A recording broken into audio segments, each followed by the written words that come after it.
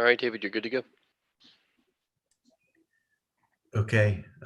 For recording purposes, do I need to hit broadcast or? Broadcast through Zoom will just be for you to open everyone up into the meeting. Okay. It'll be broadcasting as soon as you start that. So.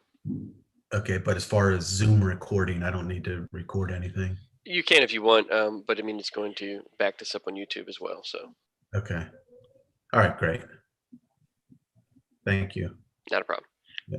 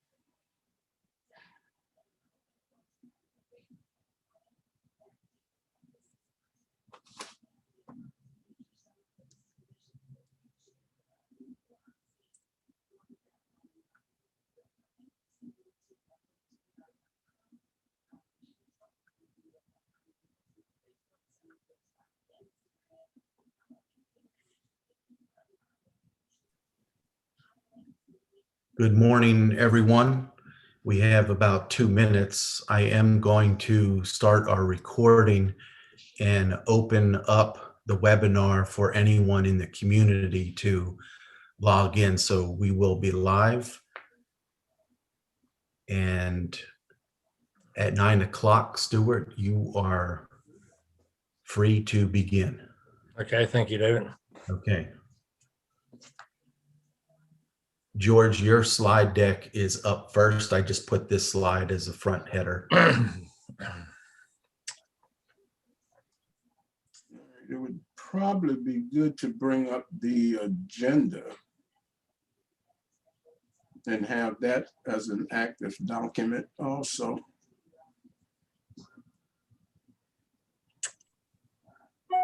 Where is that?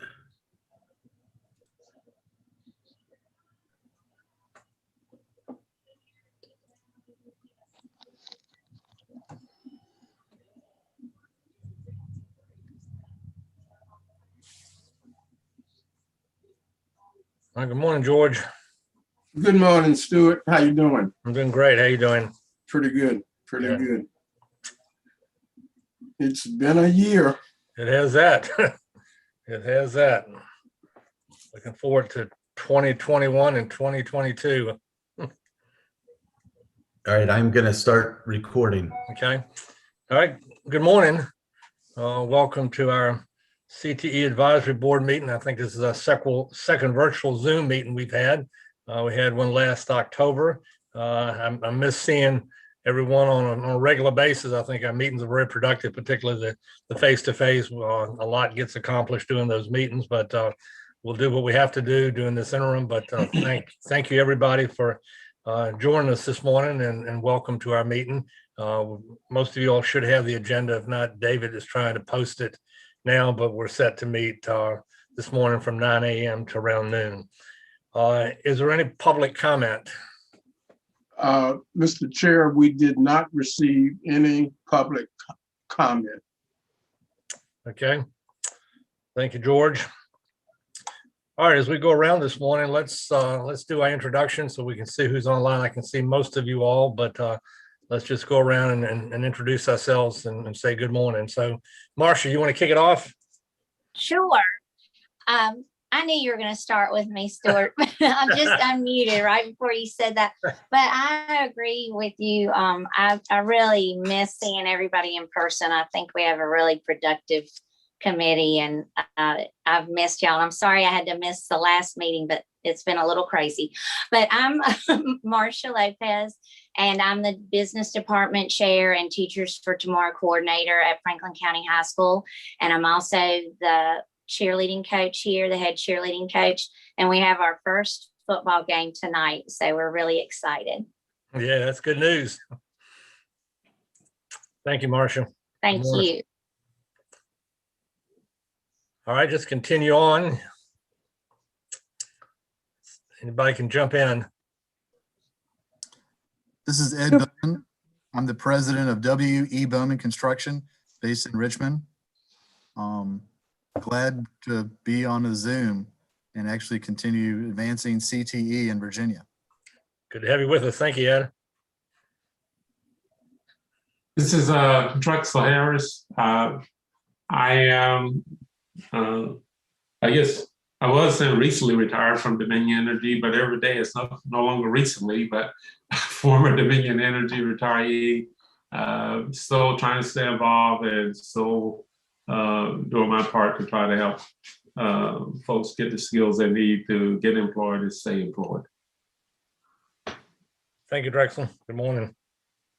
Good morning. I'm Dr. Sakina Stevens. I'm currently a law enforcement officer, and I'm also the chairwoman of the Stafford County CTE Advisory Committee of the Stafford School Board. Good morning, Sakina. Good to have you with us. Good morning, sir. Good morning, everyone. I'm Sharon Pleinmeyer. I'm with the Virginia Department of Virginia Department of Transportation, Civil Rights Division, and it's good to be back in the meetings, and look forward to whatever comes our way. We're all adjusting, and I think this is great that we have a medium to meet online now that seems to be reliable, and looking forward to just moving on and getting on with our business to help our kids. Sharon, it's really good to have you back and hear your voice. We've been thinking about you, but it's really good to have you back with us. So good to have you. Well, thank you. Thank you for all your thoughts over the past year and a half. And it's really great to be back. Thank you, Stuart. Good, thanks, good to have you. everybody.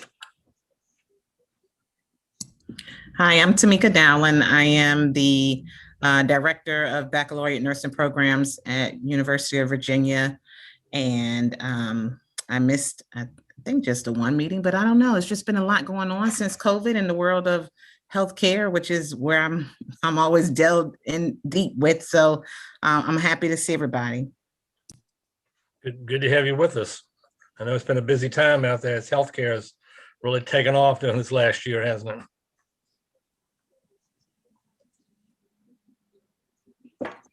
This is Jason Daniel. I'm the president of Tech Dynamism, a software consulting firm based out of Charlottesville, Virginia. Good morning, Jason. Good to have you with us. Good to be here. All right, who else? Have we missed anybody? Kevin, are you out there? I am. Good morning. Kevin Riley with the CTE Resource Center. Morning, Kevin. Good morning. Good morning. I'm Brenda Long, and I'm the Virginia Association for Career and Technical Education liaison to the Advisory Committee and Executive Director for the Virginia Association for Career and Technical Education. Good morning, Brenda. Good morning. All right, have I missed anybody? Sharon, are you out there? I am, Stuart. Good morning. Hello.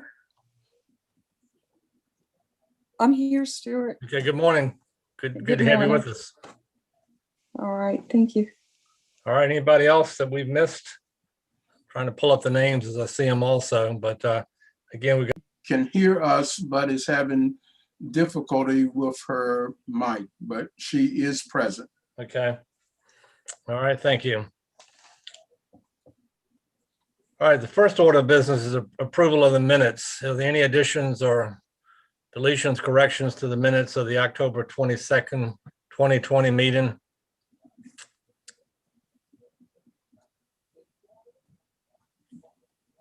If not, do I have a motion to approve?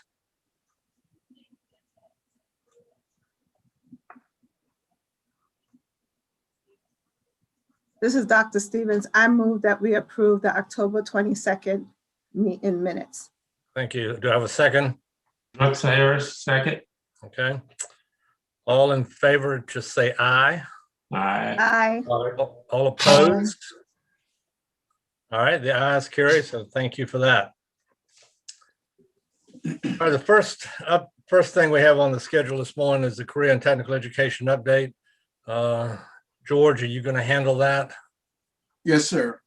All right, you're on. All right. We wanted to provide an update on really 3 points this morning: program funding, performance achievement, and also efforts in the work-based learning space.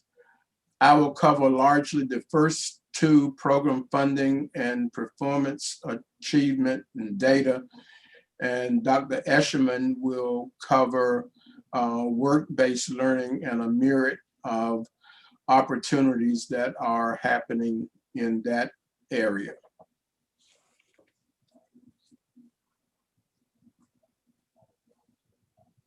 So here again, we'll look at federal funding, state funding, career cluster enrollment trends, industrial credential data, and graduation outcomes.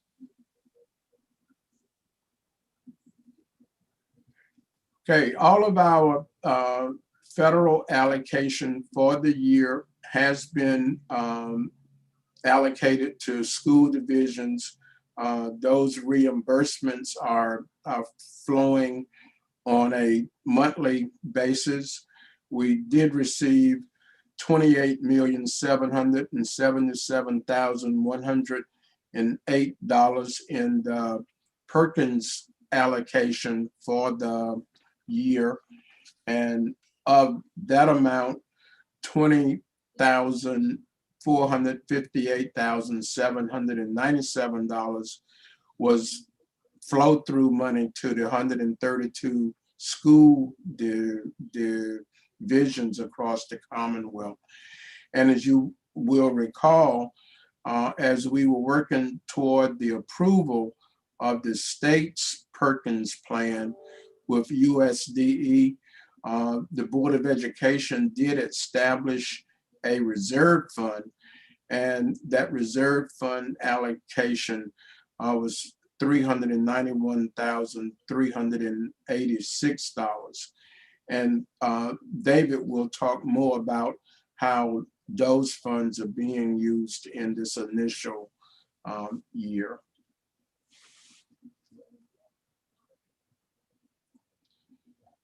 With respect to our state allocations, would just highlight them.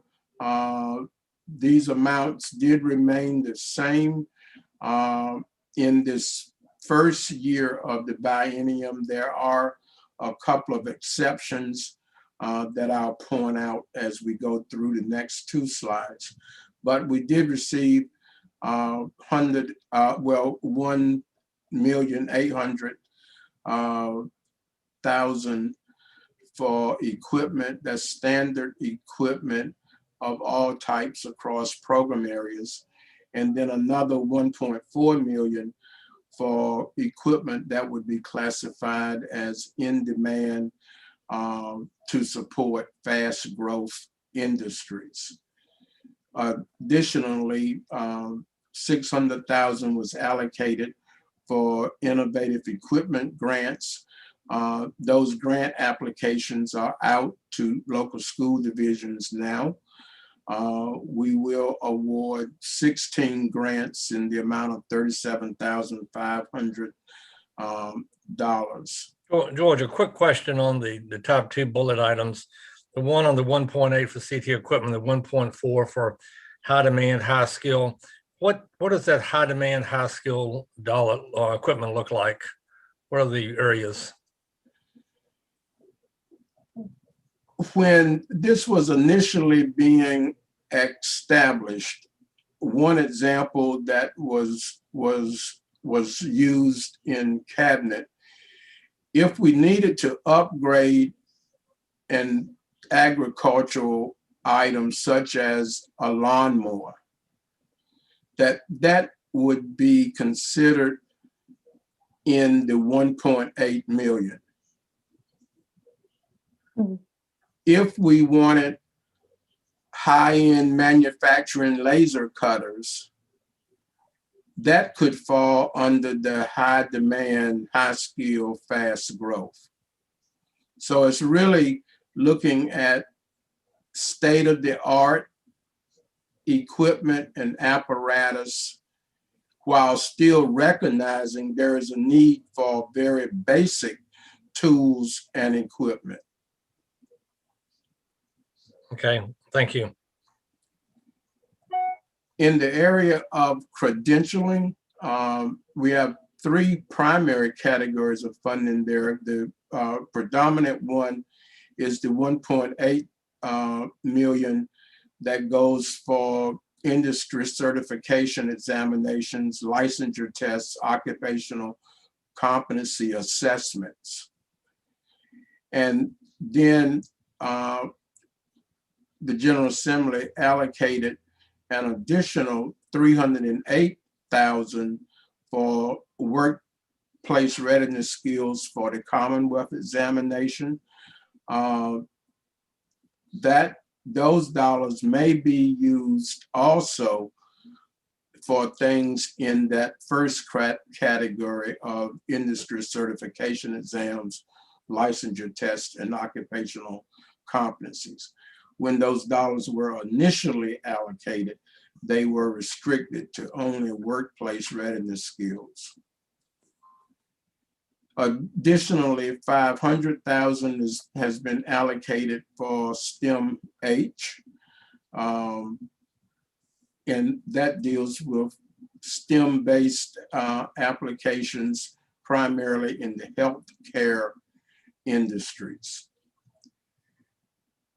And then about 3 years ago, the General Assembly allocated a direct allocation to the 10 regional technical centers across the state, and also included in that the Norfolk Technical Center.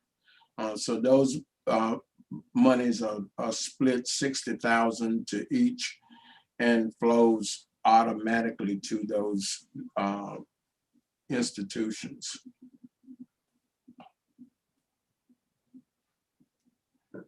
We have an allocation of 1.3 million, which is used for information technology.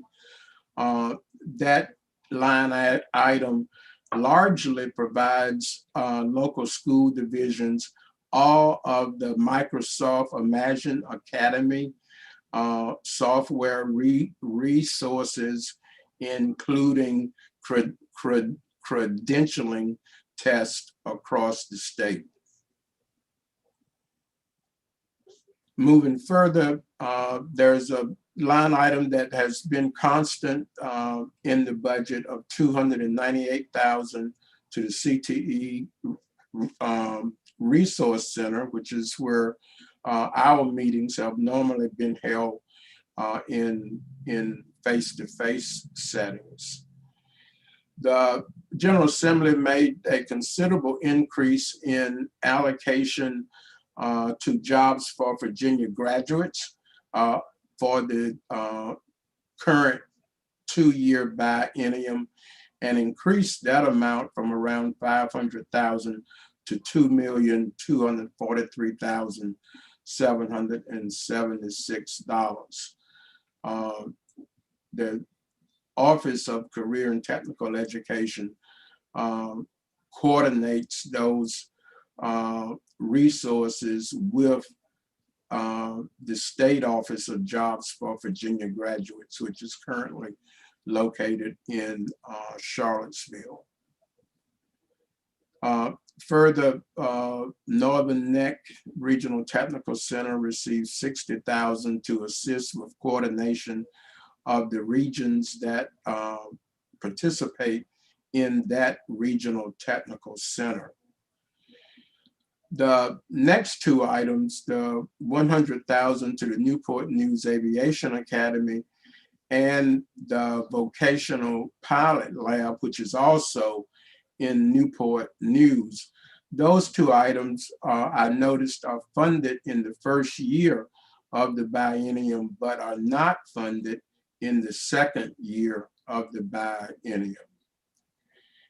And then finally, the Innovation Center, which years ago was called Dow J. Howard Regional Technical Center, has received for the last 3 years a $250,000 allocation to assist in standing that center up again, which was closed for a period of time. I note that that reimbursement submission date should state May 22nd, 2021.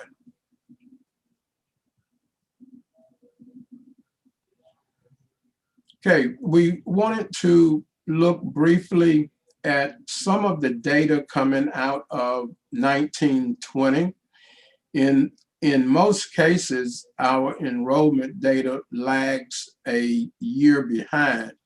So some of the next 3 or 4 slides you will see will only go out through 1819.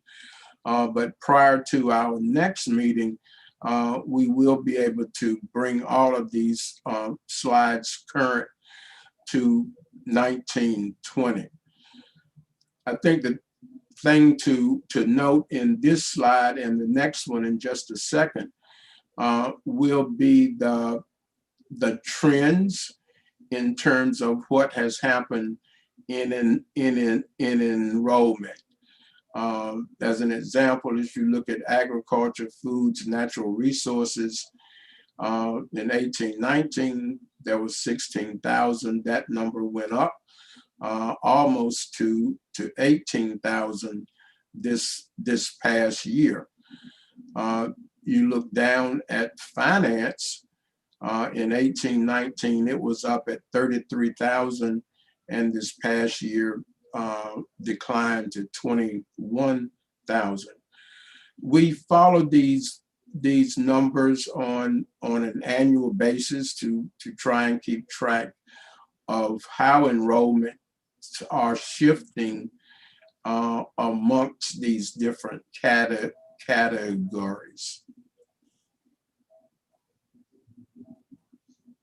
George, since you mentioned finance, that was one of the ones that looked like it decreased quite a bit. So what was do you have any explanation on what was going on there?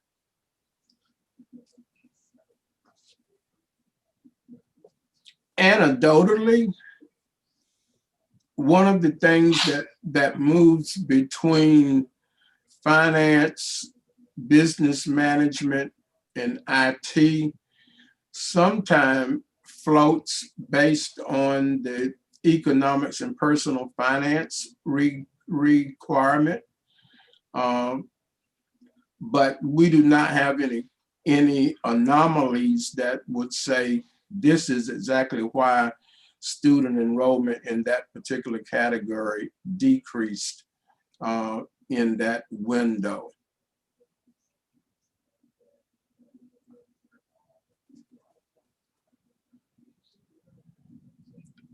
These two slides represent the 16 career clusters.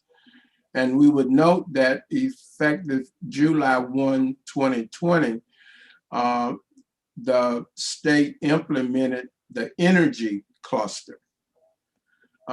Thus, when we have the 2021 data, a year out from now, basically, we will begin to track in this grid the enrollment in the energy cluster. We will note on this slide that human services is up. In 2017-18, it was at 46,000. It went down to 44,000 in 18-19, and in 19-20 up to 47,000. We also note a decline in STEM. It has declined now over the last 4 years slightly. from 56,000 in 16-17 down to 42,000 in 1920. When we look at the bottom line, overall enrollment in career and technical education programs since 2014-15 has been on a slight increase. There was a bump in 16-17, but we are now at the end of 1920 at 305,230. We would note that these numbers that you're looking at are duplicated numbers, in that a student might take more than one CTE course in the same year. A couple of the next slides we'll look at the unduplicated. Well, no, this count is the unduplicated count. It is counting students on a single basis once. The next couple of slides will focus in on the duplicated count that will show the movement of students in multiple courses.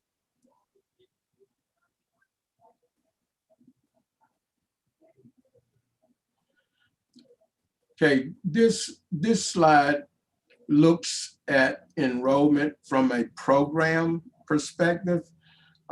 Several years ago, we moved to the career clusters as the tool for driving curriculum development and our efforts to meet industry demand.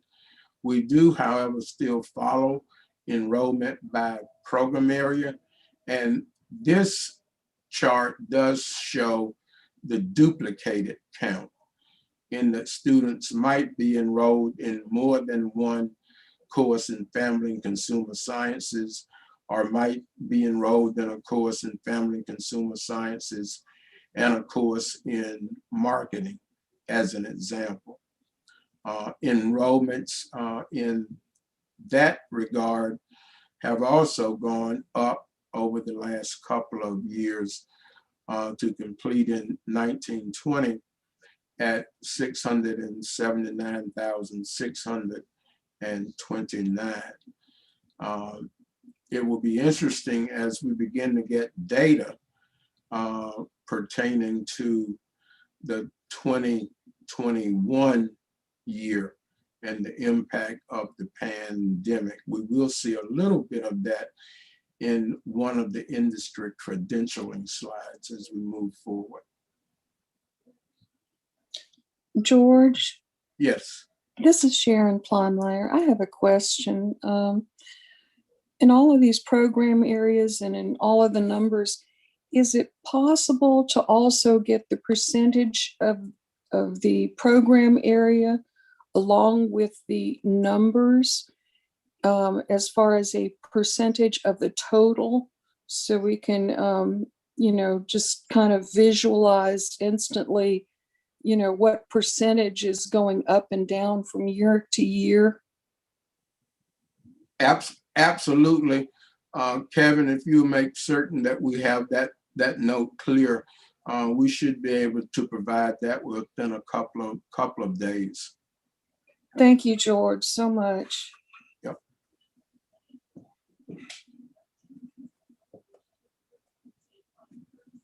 Okay, this slide looks at the last 6 years of duplicated enrollment data, and gives you a slightly different picture of how enrollment in this case is steadily increasing. So that's really a good thing. Mm-hmm.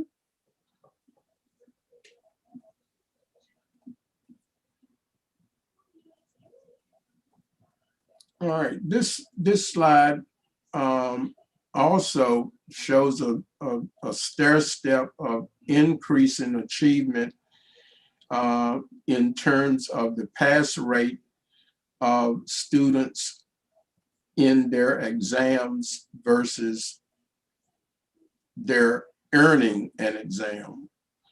The blue shows attempts and the green shows earned. So George, Drux again. So, and maybe I should know this, but is there a particular target that for earned credentials, or it's more of just a tracking thing to see where it is?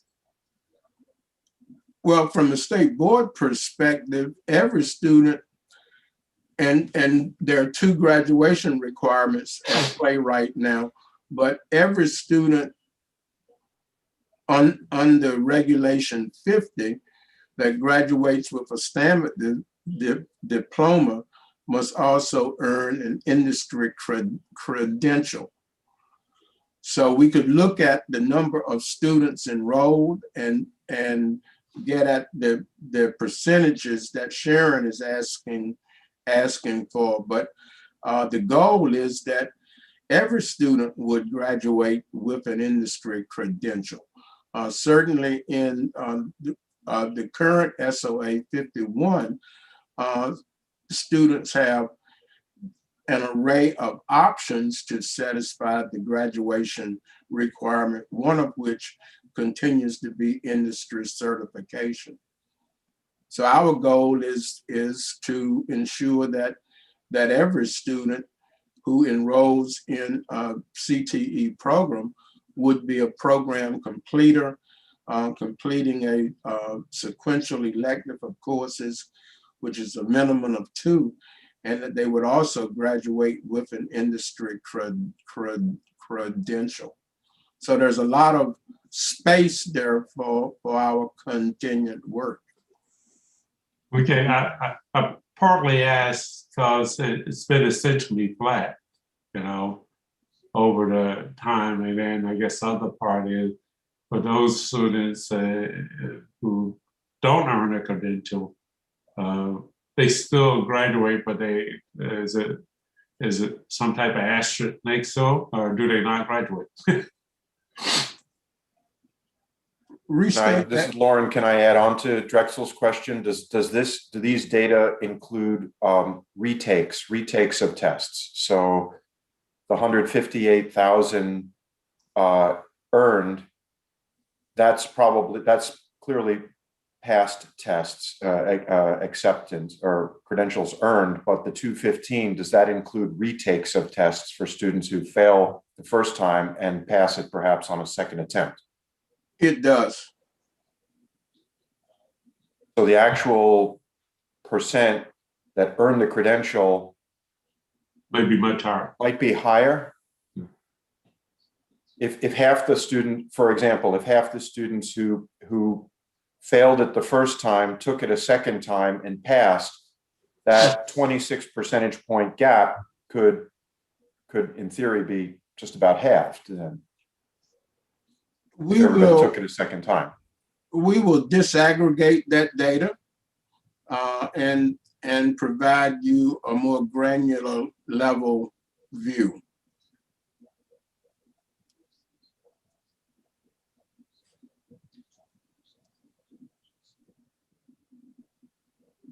Next slide.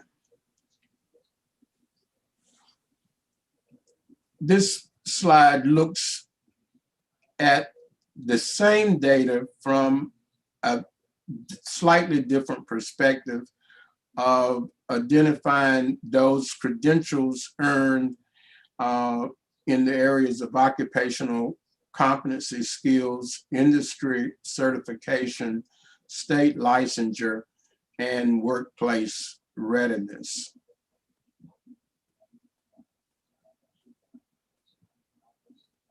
But Lauren, yes, we will dig deeper and provide a different cut of that data. This chart looks at workplace workplace readiness skills. And I want to point out here an early impact that we're seeing of the pandemic.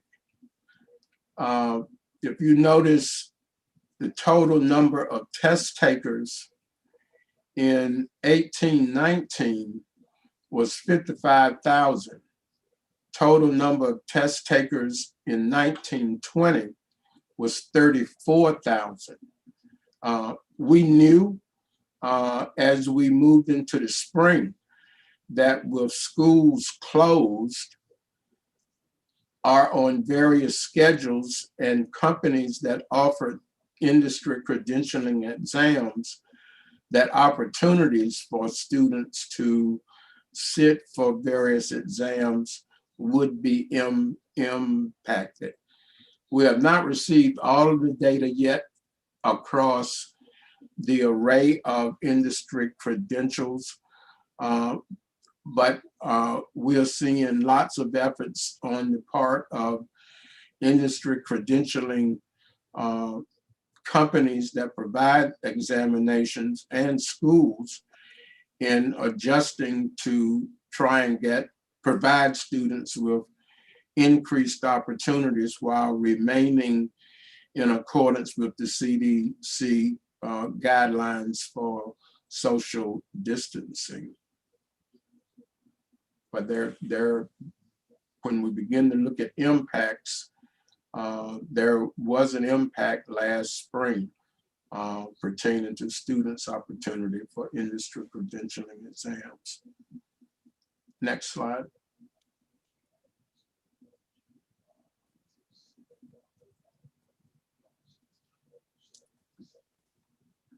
This is really a different cut on the industry workplace readiness skills. We can move to the next slide. This slide shows the percentage of students that graduate with a standard diploma and the percentage of students graduating with an advanced studies diploma. And these are program completers. We have remained happy, pleased with the number of students that not only graduate with the standard diploma, but the numbers that graduate with an advanced studies diploma.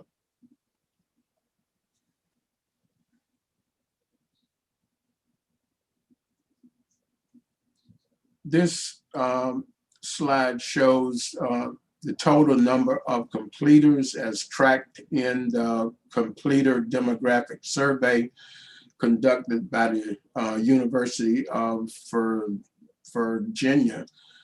Our target annually in this category, Drexel, is 75%.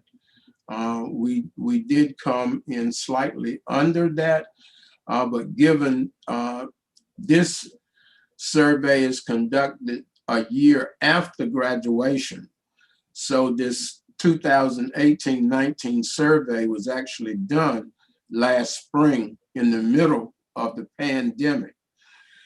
So to have reached 74.89%, local school divisions across the state did some heavy lifting to still make contact with students.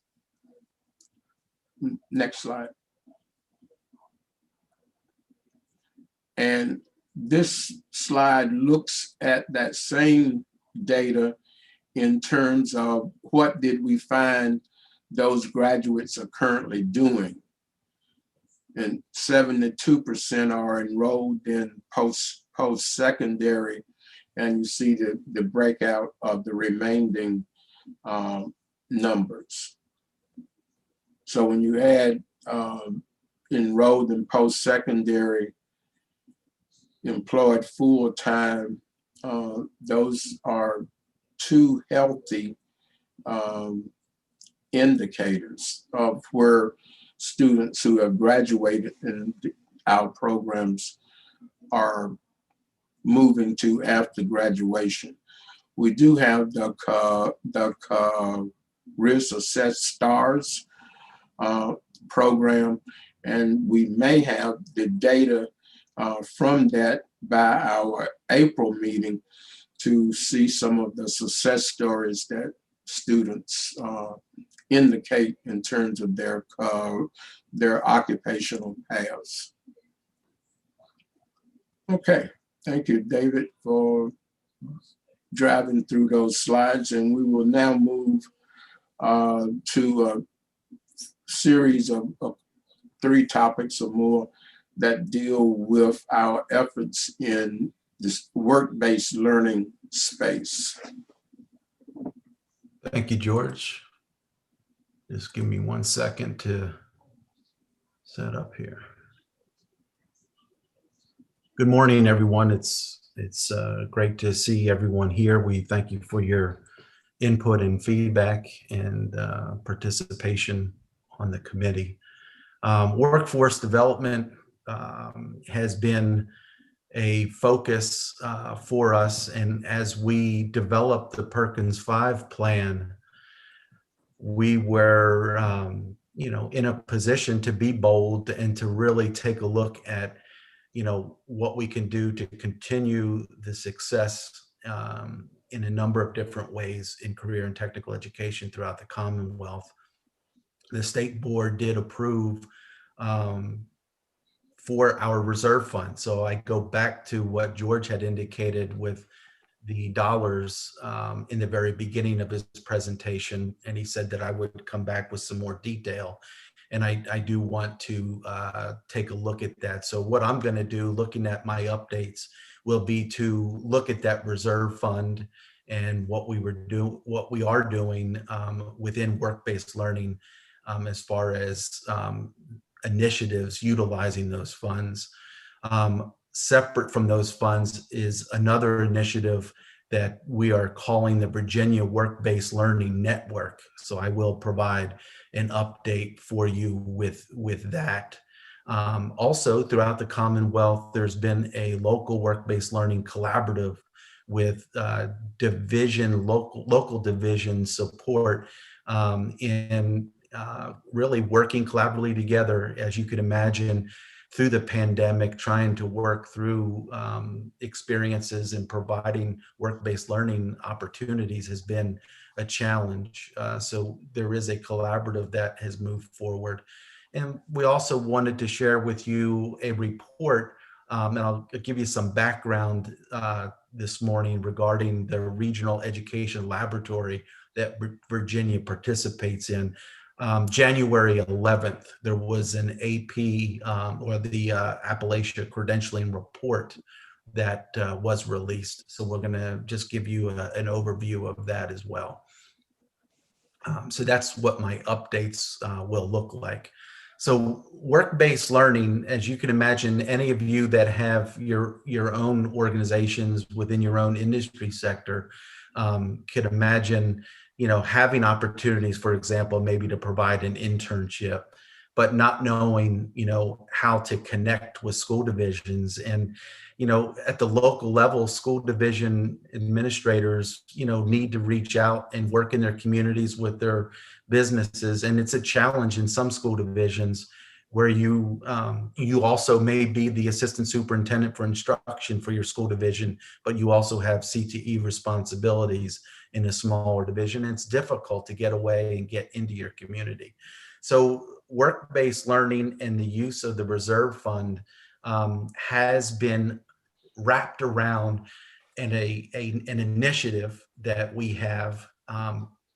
It was made very clear by our state superintendent and the state board that the utilization of the reserve funds, we wanted to create this opportunity to address work-based learning and providing support to local school divisions throughout regions.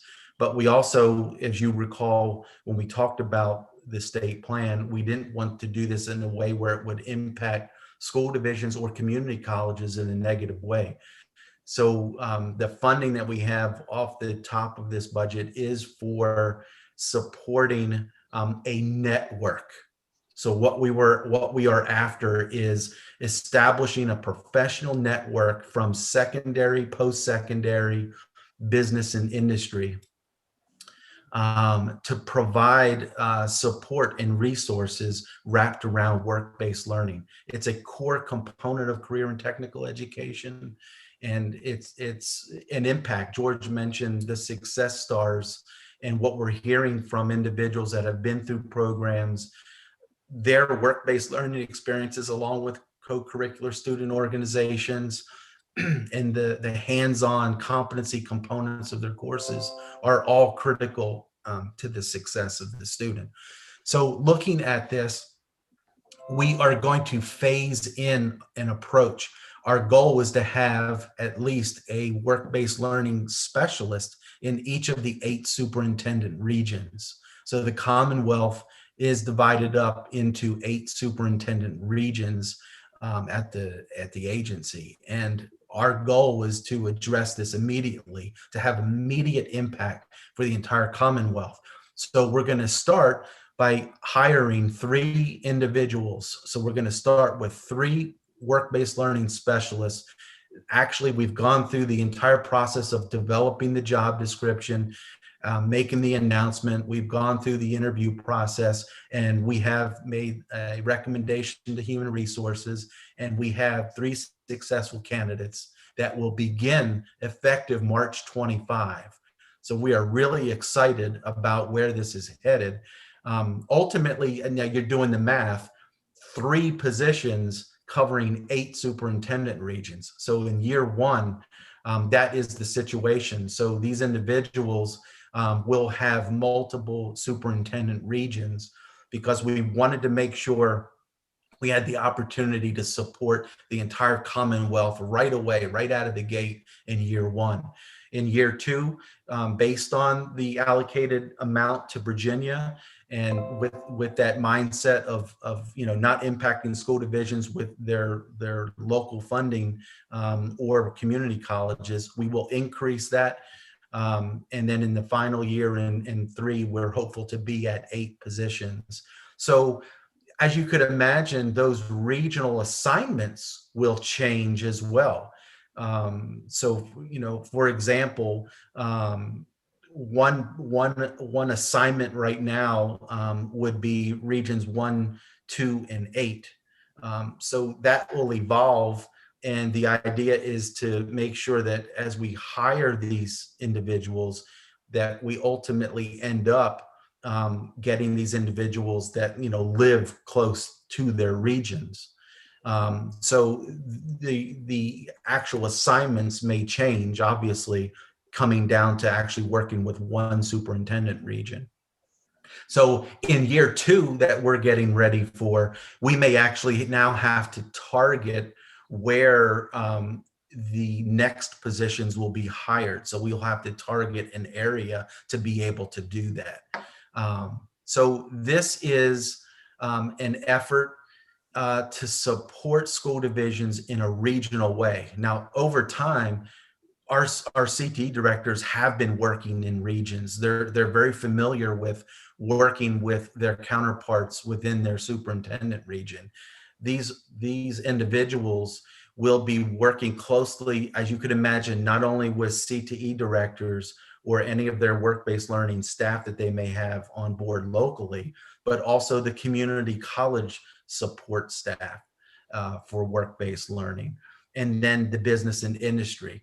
They will be targeting best practice in this area and promoting an equity. As you could imagine, there could be a fantastic, for example, internship with NASA in the Hampton area.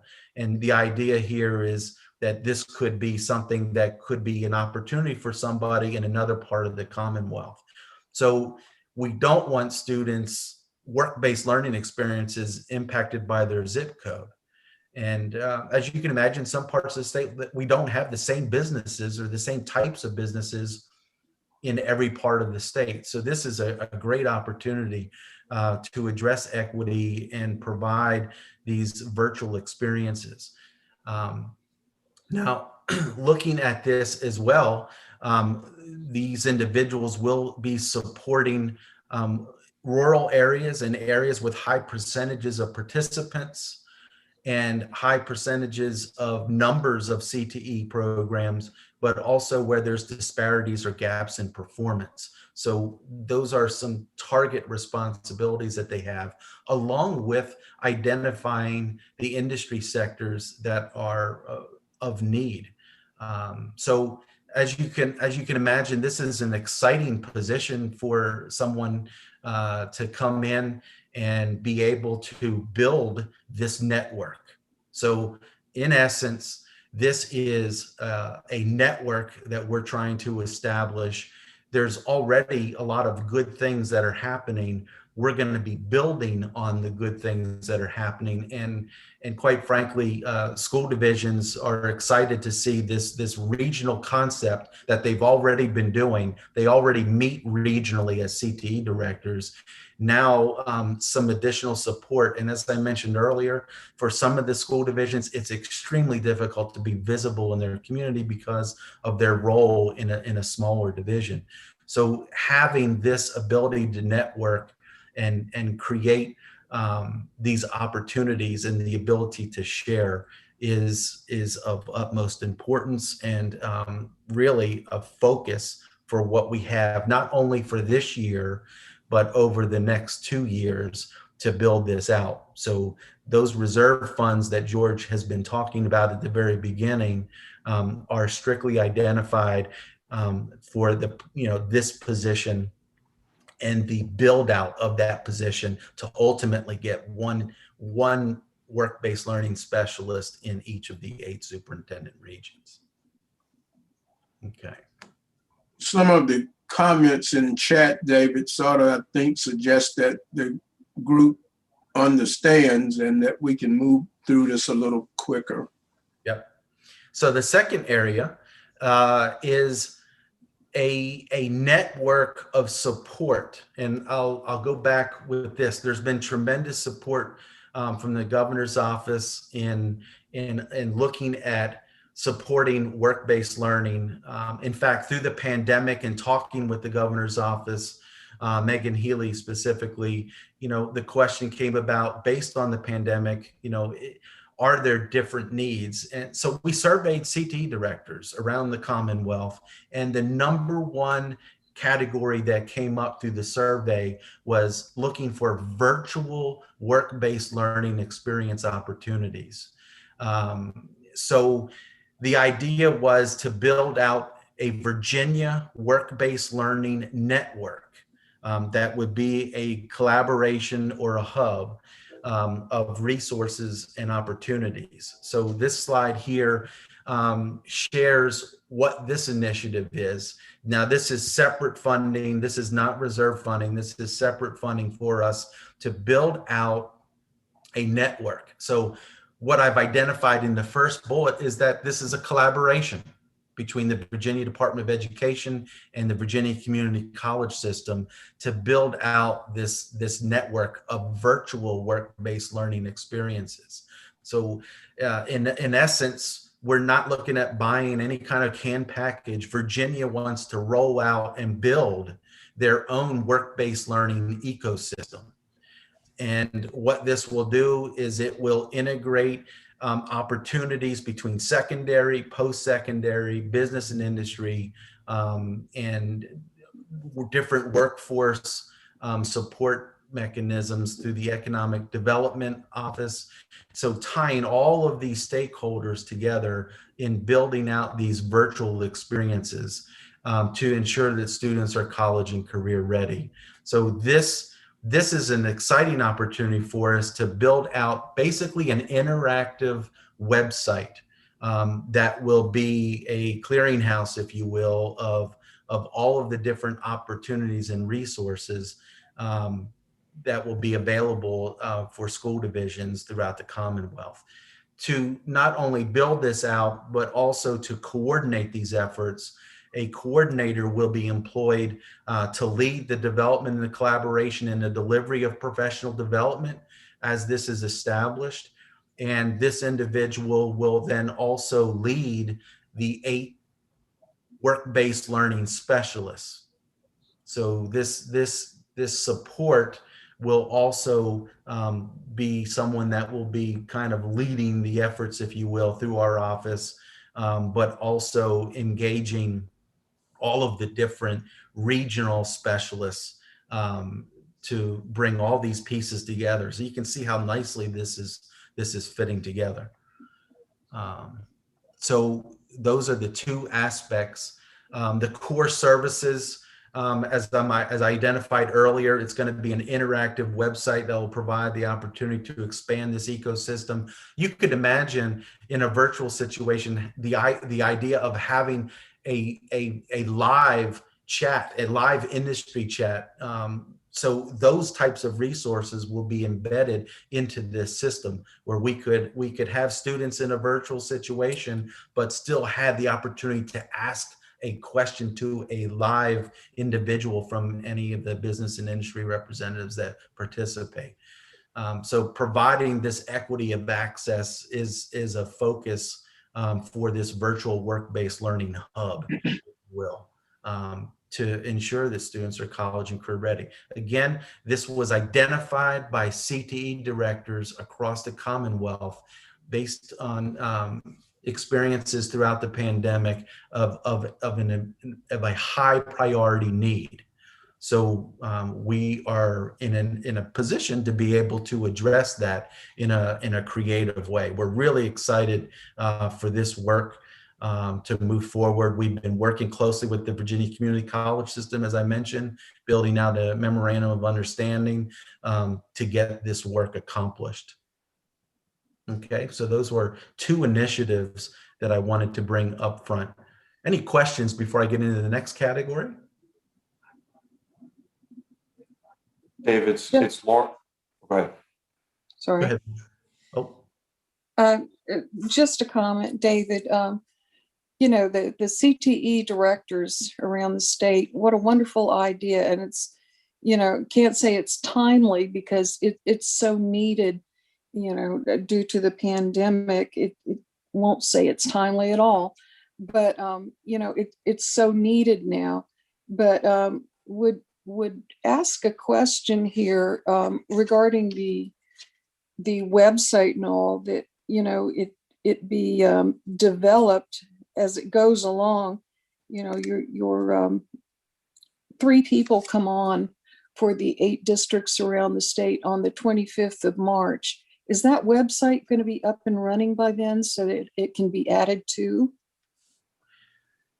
Well, our intent is to move as quickly as we can. That's going to be a process that they'll be engaged in, and they'll provide some input, but it ultimately will be a resource for them. But that work we're hopeful to have here by year's end. Okay, great. Great ideas. Thank you. Yep. Lauren, I think you had a question. I did. Yeah, well, I was going to ask when it's appropriate, if you could get us the contact information for the initial 3 people that are going to be in these roles, specifically for our region, which is 1 and I guess a piece of 8 as well. We've got something that we've just launched that maybe I'll get a chance to talk about at the end of the meeting or something, but would clearly like to get them engaged with very positive activity. So. Your question is right on target, and we've been working closely with the community college system collaboratively to look at how we're going to introduce this level of resource. As you can imagine, not only the school divisions and community colleges, but business and industry, to make sure they're aware of this. So most definitely there will be that announcement and release of that information. And what I'm talking about would tick all 3 of those boxes. So yeah. Oh, good. Yep. The next category is that I mentioned earlier in my agenda was the collaborative effort. And just to share with you, you know, it's so great to see school divisions, you know, if there's any positive, coming out of what we've been living with, is this focus on collaboration. And we're never stronger than we are now when it comes to collaboration. Here's this effort. The last meeting I was on, 44 active participants across the entire Commonwealth, representing all 8 of the superintendent regions. A fantastic effort by school divisions to be able to have discussion and think through, similar challenges. Even though each community is unique, many of these challenges are similar. So they have a bi-monthly work group. They have been, it's been a combination of instructors, different program coordinators, depending on the school division and their level of support for work-based learning. Some school divisions have specific individuals already assigned to lead work-based learning in their divisions. So Danielle Meyer, my hat's off to her. In Loudoun County, she has been convening this group. She's created a Google Drive, instructional resources, all their communication in minutes. So it's been a great experience. Sharon Acuff, who's been leading our work-based learning efforts at the agency, she and I both have been joining those meetings to have an ear from the agency, so we can hear directly, what their concerns are and what they're trying to work through. And it's been a great effort. So I wanted to highlight that here. I think that's fantastic work. Anytime someone goes beyond what's expected and has an impact on others, truly is exceeding in their role. So it's been a great experience, and we wanted to make sure you were aware of those types of efforts that were happening. The next piece is the REL Appalachia that I had mentioned. And I do want to provide a background for you. So I did pull this up. This is their website, relappalachia.org.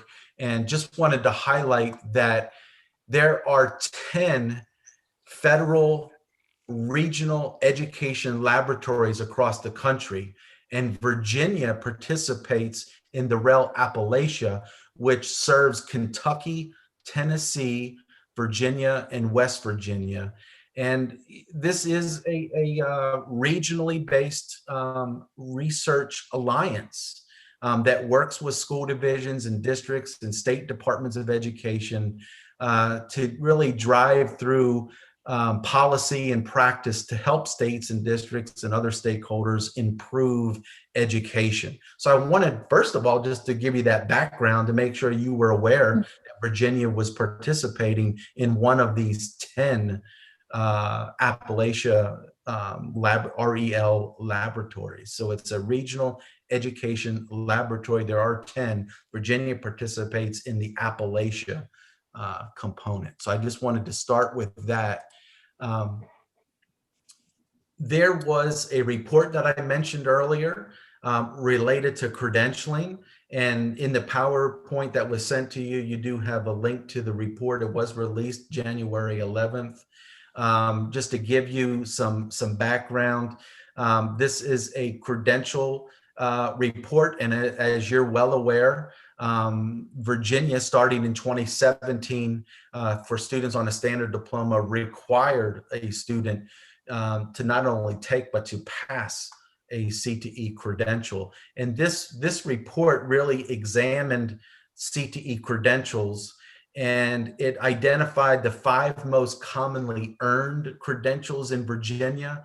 And they pointed out that the percentage of students earning the workplace readiness skills and the WISE financial literacy certification credentials increased dramatically. And as you probably are well aware, those were 2 recognized credentials that school divisions did use to meet that graduation requirement. And I think primarily they were looking at this as they had to make sure, where are students, and they were, regardless of their diploma, whether it was an advanced or a standard diploma, students were required to take economics and personal finance. So it made a lot of sense to meet that graduation requirement, so they knew they would have a student. So what they were pointing out here is that those 2 credentials were very high. And at the bottom here, I just wanted to highlight that this study highlighted the need for additional analysis to help CTE stakeholders and policymakers understand the value of different types of credentials. And as George indicated earlier, the idea is, for a student maybe to earn a workplace readiness skills assessment, but to also earn another credential within the sequence of courses specifically that that student is aligned to. And what this report really highlights is for stakeholders and policymakers to realize that there are different types of credentials, and that we should be providing those opportunities. And as George shared the data with you, we definitely are. So I wanted to give you that quick overview. It's a lengthy report. You have the link to it. If you do have questions after you take a look at that, please be sure to ask George or I, and we'll follow up with you. Okay. Okay, thank you, David. We'll certainly be available during this meeting and afterwards for questions. Stuart, Dr. Long sent a note that she and her husband have an opportunity in latter morning for the COVID injection, and was seeking to be moved up on the agenda if possible. Yeah, that's no problem, George. In fact, Brenda sent me a note a few minutes ago. So what we'll do is we'll just move Brenda up to this, and then we'll do our roundtable after Dr. Long. So congratulations, Dr. Long. Are you in the queue? Is this your first or second? These are our first. Okay. So I'm sure everybody's been dealing with the same thing. And so anyway, we got the call Tuesday that we could set up appointments today. So we had to take them. So yeah, I was never so happy to get a shot.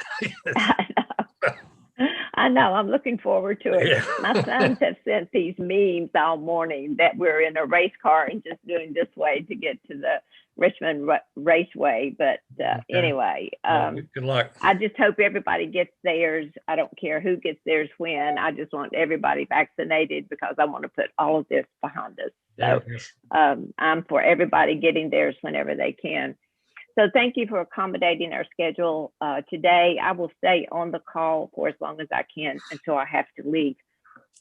I do want to thank each and every one of you of what you're doing to promote career and technical education in your particular fields, in your particular communities, with your colleagues, because we've often found that whatever PR work we might do, that the best way to showcase CTE is by word of mouth, to talk with colleagues and to talk with our community and our business partners on what the success stories of our students and what's happening. So I really appreciate all of that and what all of you are doing as our partners with our CTE Advisory Committee, and especially our Virginia Department of Education. They've been doing some heavy lifting, as they always do, but I think that load became a little heavier during the pandemic, but all of them have pretty broad shoulders, so they're handling that real well. So thank all of you at Department of Ed.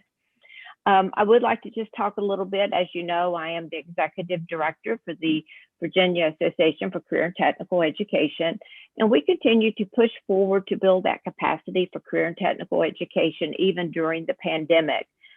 Because of the pandemic, a lot of our face-to-face meetings, as you know, had to be revised, rescheduled. We had to think out of the box. And then where we often used just a conference call, Zoom came on our screens, and we have Zoomed all day in some cases to get our work done. So with that part has been a blessing to say, yes, we have other ways to meet and other ways to do things. So we try to look at some of the good things that have come out of this.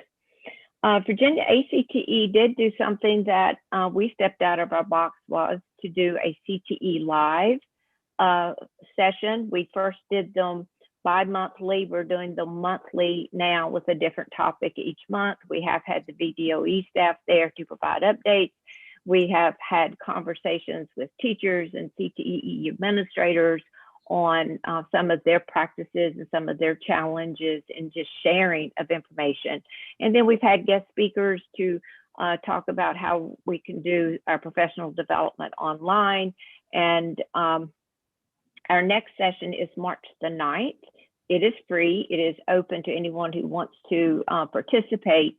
We advertise the Zoom link on our Virginia ACTE Facebook page. And on March 9th, we have Tim Steller from the Virginia Economic Development Partnership that's going to talk about how we work together and can partner with them. And also there will be an update on advocacy at that time and what's going on in the General Assembly. And then our next one will be April 13th.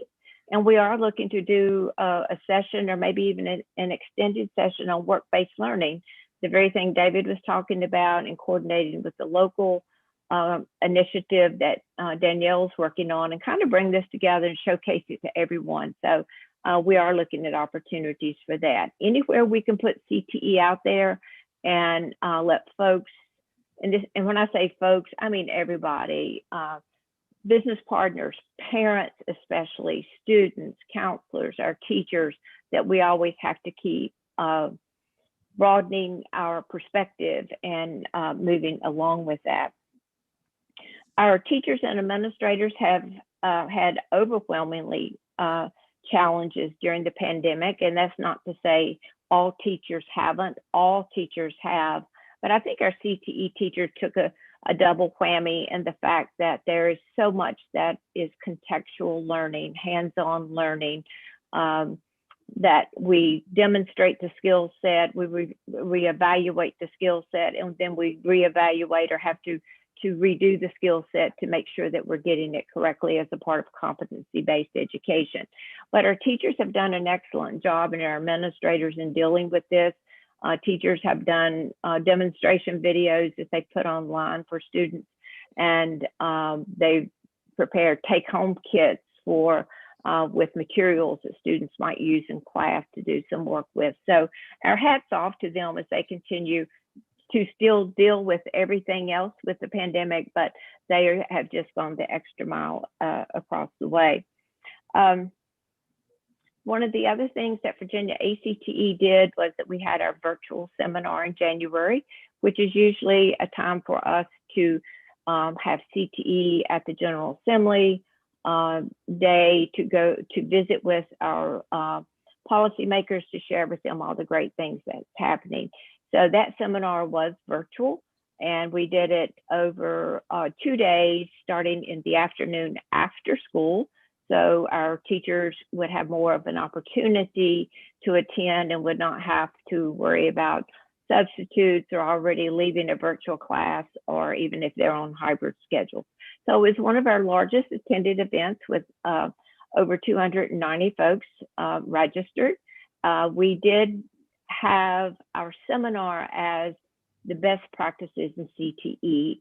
So we had 18 great breakout sessions, and those breakout sessions from a survey were, these are the things we need to hear about and want to know more about.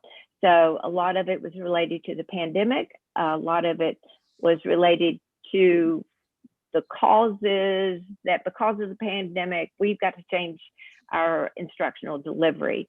So that was virtual learning, distance learning, what's the best instructional delivery, how do we deal with this thing, with all of these. So overall, we had a great participation, and we think we had, out of those 18 breakout sessions, that we addressed a lot of the concerns of CTE teachers. And it was open to anyone. It wasn't necessarily CTE teachers and administrators. We did have math and English and other teachers that were involved in that. So we were pleased that those folks joined it. We also had a panel discussion related to education and business partnerships. Ann Holton was a part of that. Tim Lawrence, the former national executive or director for Skills USA, along with Suzanne Steen, who was a former member of this advisory committee with Micron. So a lot of good information there. So we were excited about that, what we can do. And one of our missions and visions is we expand the awareness of CTE across the board to everyone. And so we continue, Virginia ACTE continues to work in that realm. The other thing we also work in is public policy, what's affecting CTE in terms of policy issues and concerns.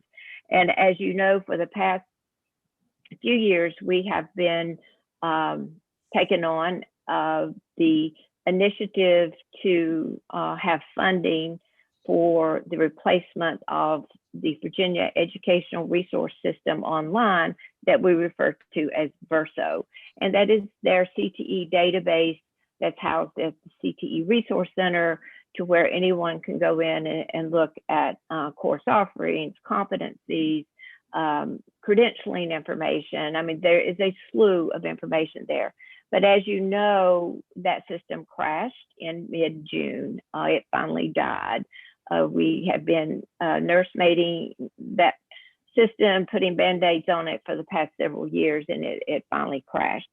So we did do some work with Dr. Lane and his staff with Canvas to see where CTE programs and information would fit into Canvas, Virtual Virginia, and into the Canvas learning system. And Kevin and his staff are doing an outstanding job of rebuilding our courses within Canvas. But as I said, CTE is a little different than some of our others because there's a lot more information that's needed there other than course competency, sequencing, and credentialing. And that information also needs to be made available to people outside of K-12, our post-secondary partners and our business partners. So we went to the General Assembly to propose a budget amendment, and we've worked real hard on that. We've had great support from the House of Delegates. The Senate did not include the VERSO amendment in their proposed budget. The House of Delegates did include the VERSO amendment in their proposed budget. The conferees from the House and Senate are together now, conferring on this budget and their differences on this budget. And we are networking with both of those groups intently to encourage them to support this replacement.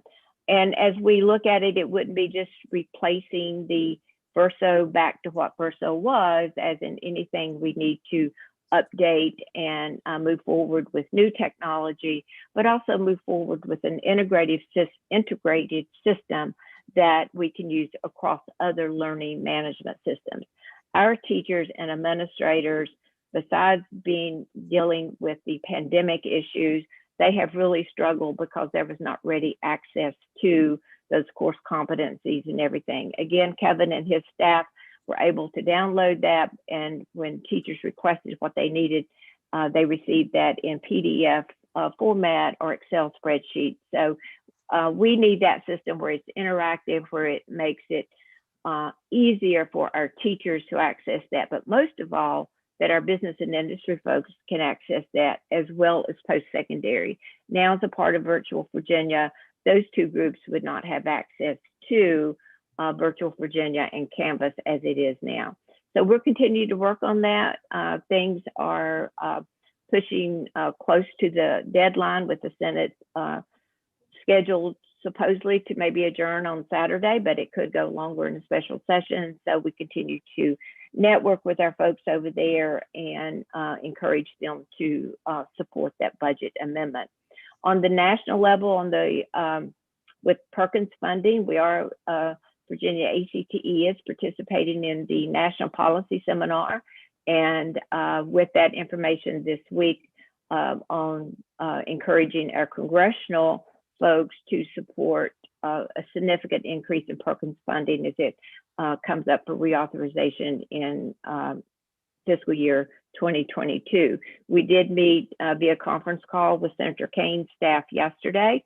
We had a good group on there, and each gave some aspect of how and what happens in using Perkins funding. This afternoon, we will have a Zoom call with Senator Warner, Senator Warner's office, and pretty much talk with him along the same lines. And then everyone is reaching out to their House of Representatives to encourage them to support ACTE's legislative priorities, which includes, as I said, increase in Perkins funding, continued COVID relief funds, the Higher Ed Act, and developing infrastructures that will help the economy, as well as we know that CTE is a smart investment, and the return on that investment with Perkins dollars and others is a great return. And in this economic climate, CTE is going to play a big part of that. I know I have kind of rushed through this a little bit, but also one other thing, Virginia ACTE has been able to work with the Virginia School Board Association on their Workforce Readiness Task Force. We've become involved with them, and they go through presenting an award to school divisions for their initiatives on preparing the workforce readiness. So that's been a good way that they have learned more about CTE. I did a presentation to them just a couple weeks ago on how we are doing not only just career exploration, but how it moves through all levels, elementary, middle, and high school, and then the importance of that we're making sure that our secondary CTE programs maintain the relevant, rigorous programs that's going to help students to be successful as they go to post-secondary, because it all starts with us. So we're certainly pushing forward our role in CTE as we move forward on that qualified workforce. So Virginia ACTE will continue their work along these lines, and any others. If you have questions for us, please feel free to reach out to me. I do ask that you might look at our Virginia ACTE website, virginiaacte.org. We do have a couple videos on there, and I think I shared that with you before. We do have a video with elementary students, and this video was shot by high school students at Middlesex County High School, and these elementary school students let it be known that why we need to invest in CTE. So it's a great little 2-minute video if you want to take a look at that. So I think that's all I have right now, Stuart. If anyone has any questions for me, I'll be glad to pass those along to George or David if you have questions. Any questions for Dr. Long? Well, Brenda, as always, thank you. You're doing a great job with that, and we really appreciate it. And good luck with your jab. Yeah. As I said, I'll be able to stay on for a few more minutes, but then when you see me go, I'll be off, and okay. I'll follow up with minutes, and I'll follow up with give this written report for the minutes as well. Okay, thank you, Brenda. Thank you. All right, let's move into our roundtable, unless someone has some objections. And with our roundtable, for you folks that are new, we just talk a little bit about what's going on in our particular region and interest in CTE or challenges or things that are happening in your particular area. So Ed, do you want to start it off? Sure. There we go. So I'm in Richmond. We also work throughout the state in Tidewater, Southwest Virginia, Charlottesville area, and a little bit up north. The construction industry is booming in some senses, and then in some senses held back by the economy. So housing is very busy right now, whether it's residential housing or multifamily.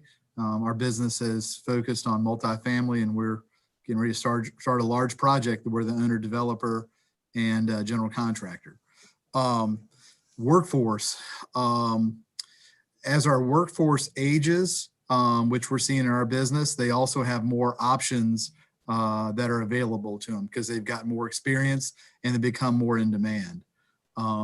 Getting young people into the industry to be able to train them and bring them up to be capable and experienced people to be able to lead and run projects and is more and more challenging. So CTE is not any less valuable. In fact, it's more valuable just because the average age of a seasoned construction professional is getting up there.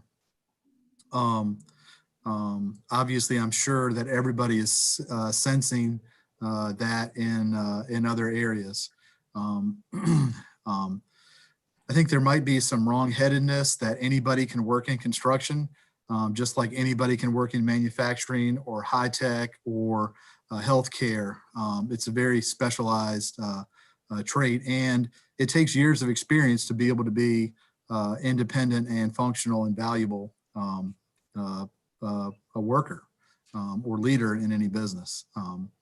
So that's kind of what I'm seeing and sensing in the industry. The AGC continues to push CTE and workforce development.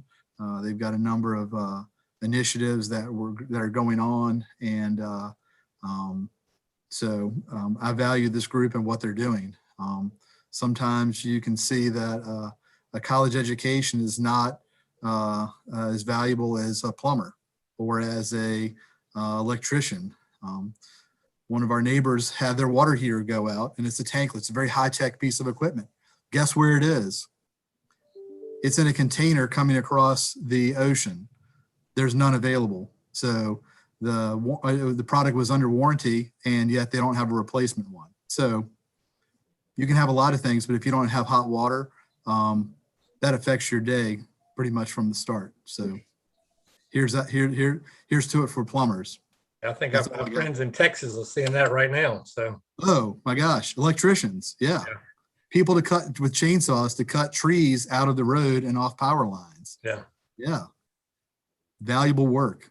Valuable work.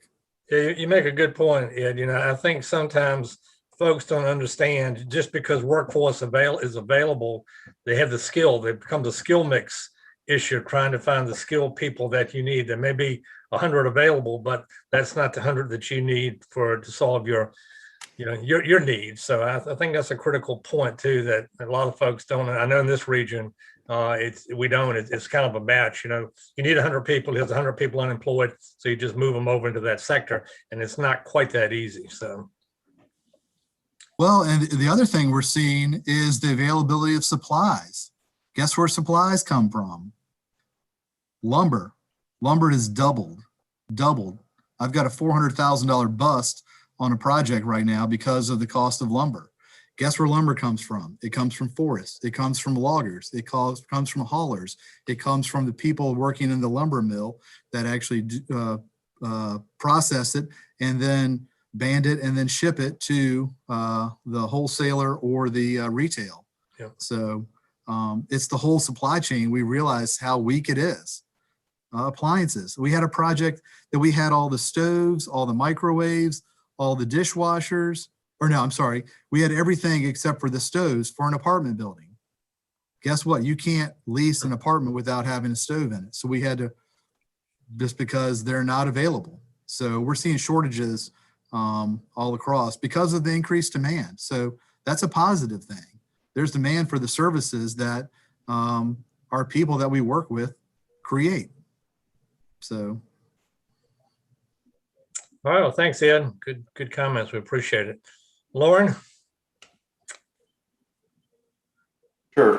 Good morning, and my apologies for being late. Had an early dentist appointment I had to take care of, but glad to be here. Glad to see everyone. Some exciting things going on in our neck of the woods, which is kind of from Richmond south through Petersburg and Tri-Cities area.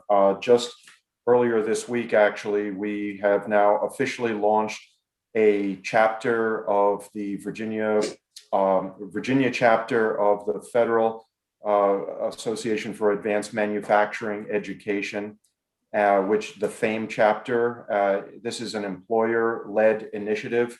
We're working, it's at CCAM, we're working together with CCAM and Richard Bland College, as well as John Tyler Community College, and together with 12 high school divisions from the area, stretching down as far as Isle of Wight County, and then up out into rural areas, as well as the Tri-Cities area as well.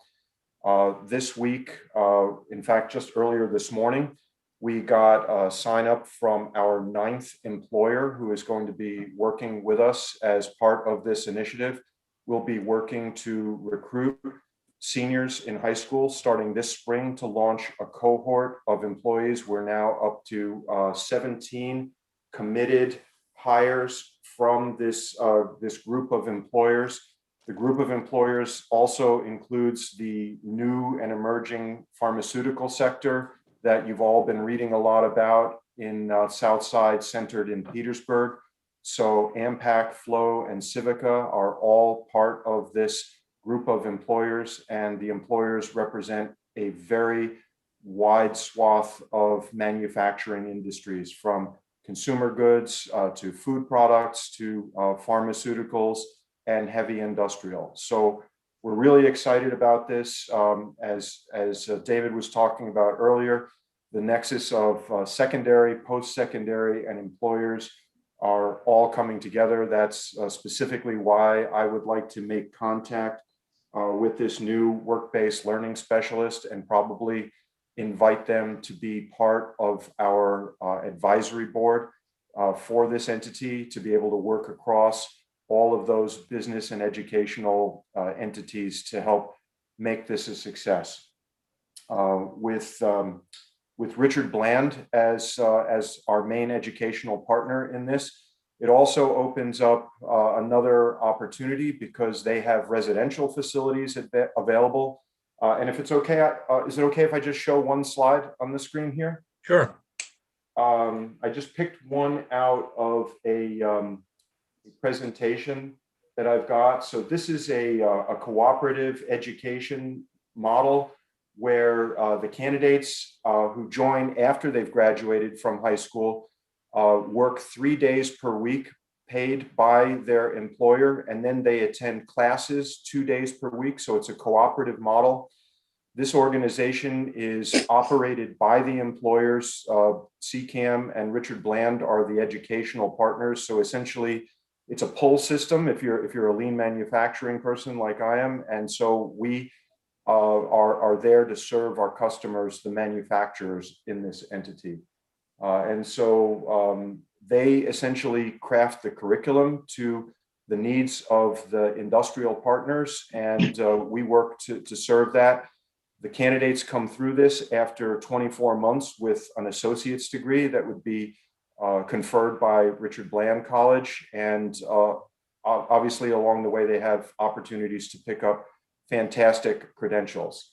And by launching this, we have the ability to now reach further back into the school system, way down into high school and possibly even into middle school, to start building a pipeline for companies and for this entire educational track. So this is something that we're extremely excited about. We are also in process of pursuing a Go Virginia grant to help us with the startup costs for this. So if any of you have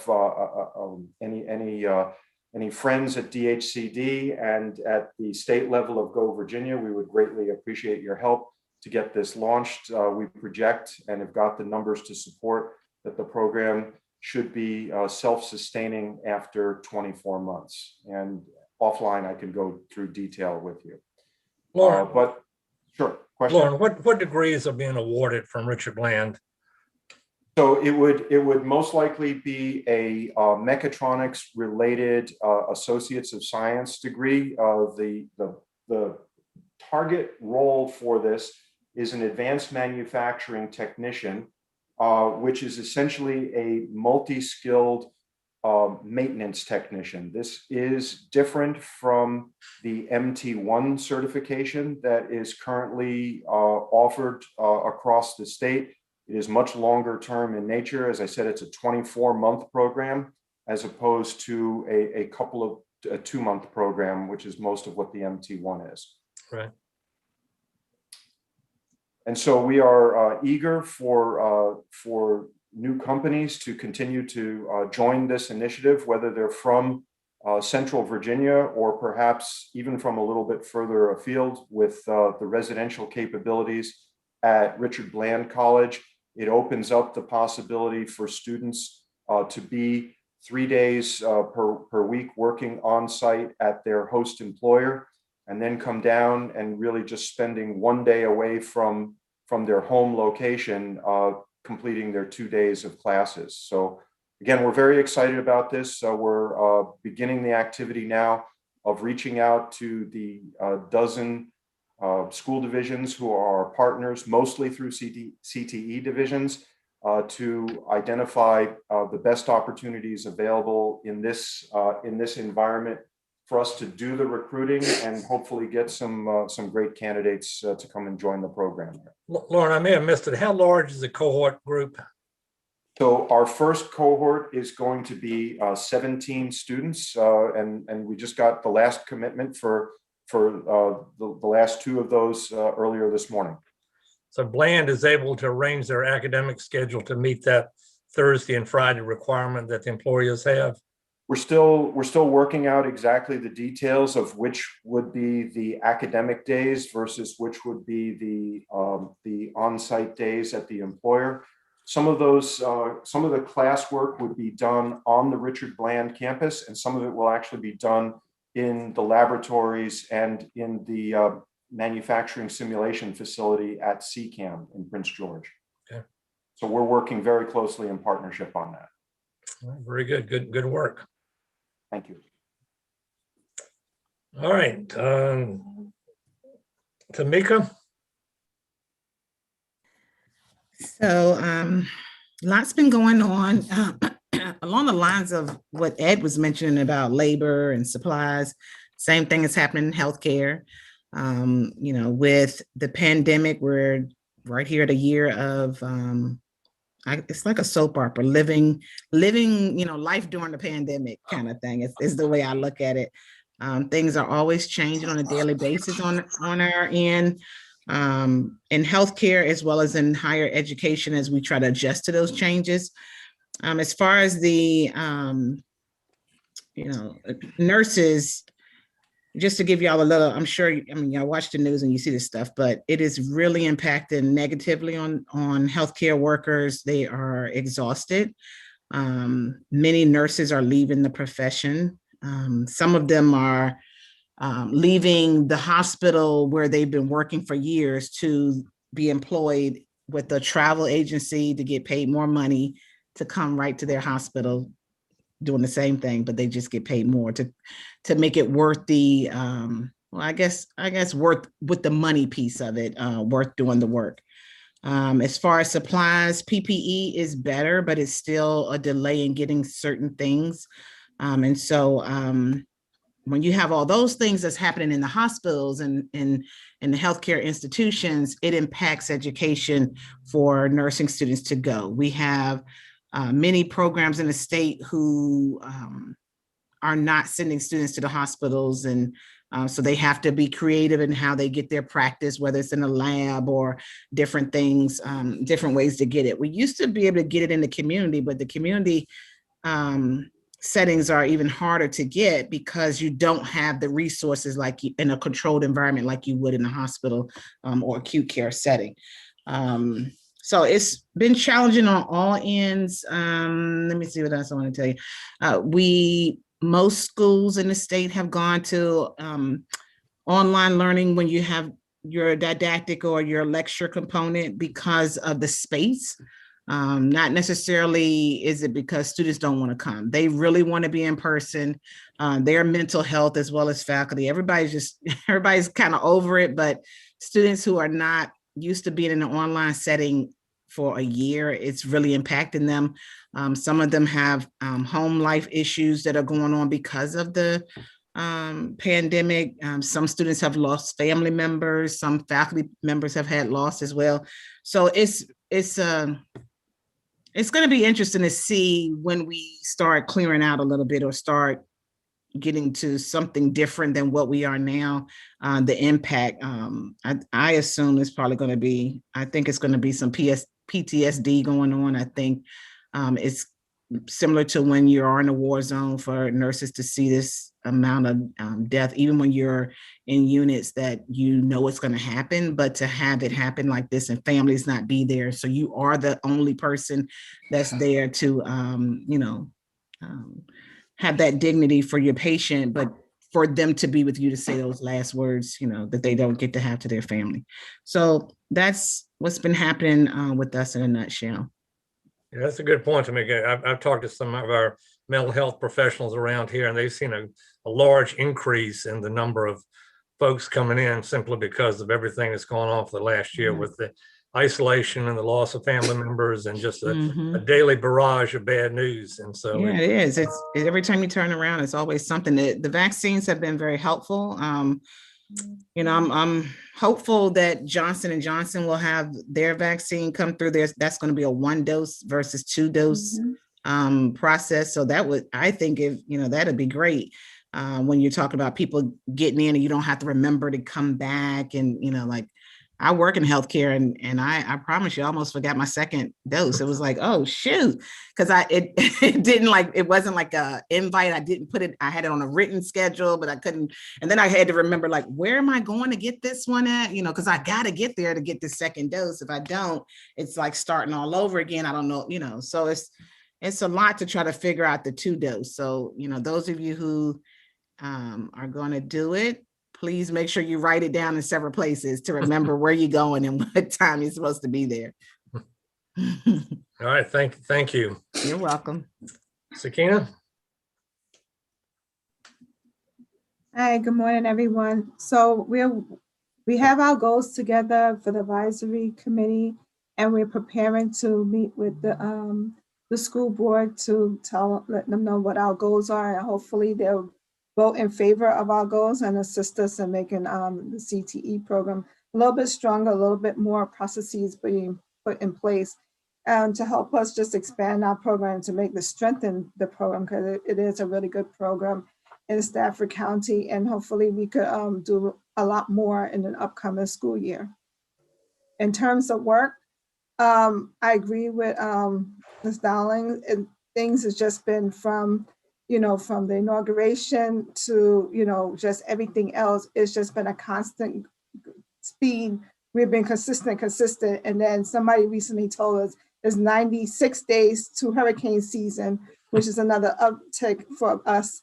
And just in terms of, I thought Texas was bad, but it's just compounded. Hopefully we can get things better before that hurricane season starts. So there's a lot going on all around us, but I'm happy to be here and happy to see everyone. Yeah, we need some good news. Well, my birthday is Saturday. I'm a year older and I'm blessed to be here. Exactly.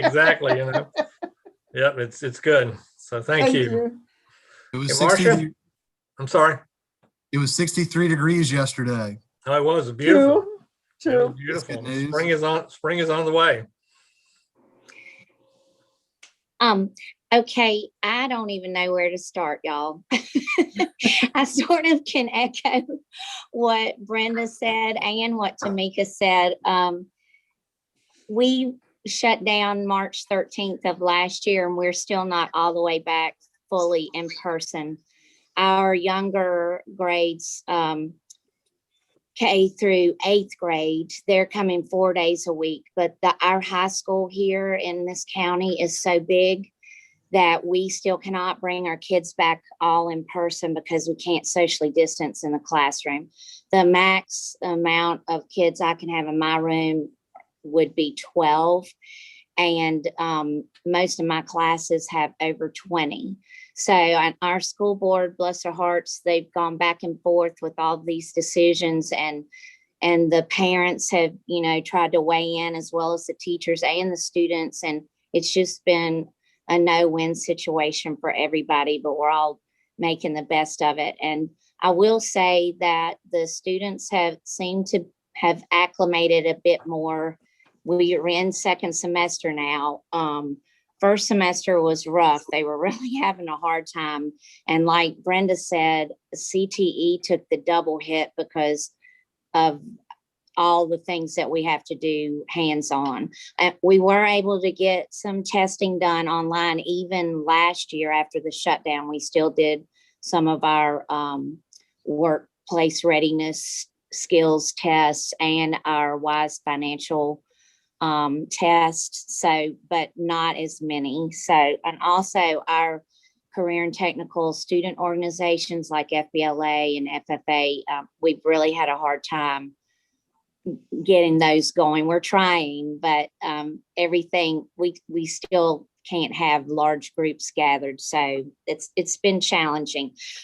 Here's one good news, thing of good news. I finally, with my Teachers for Tomorrow classes, I have Intro to Teachers for Tomorrow, Teachers for Tomorrow 1, and Teachers for Tomorrow 2.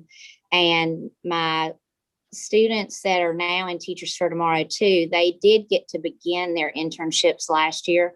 So they did experience that to some degree. And we finally this year were able to talk them into, after a lot of coaxing, to let my students do their internships with teachers at the high school, which is not optimal because most of them want to be elementary teachers, but they're still getting that experience. And the teachers here have been very willing to take them under their wing because they need help. And these students are excellent. They still, after all this, y'all, want to be teachers.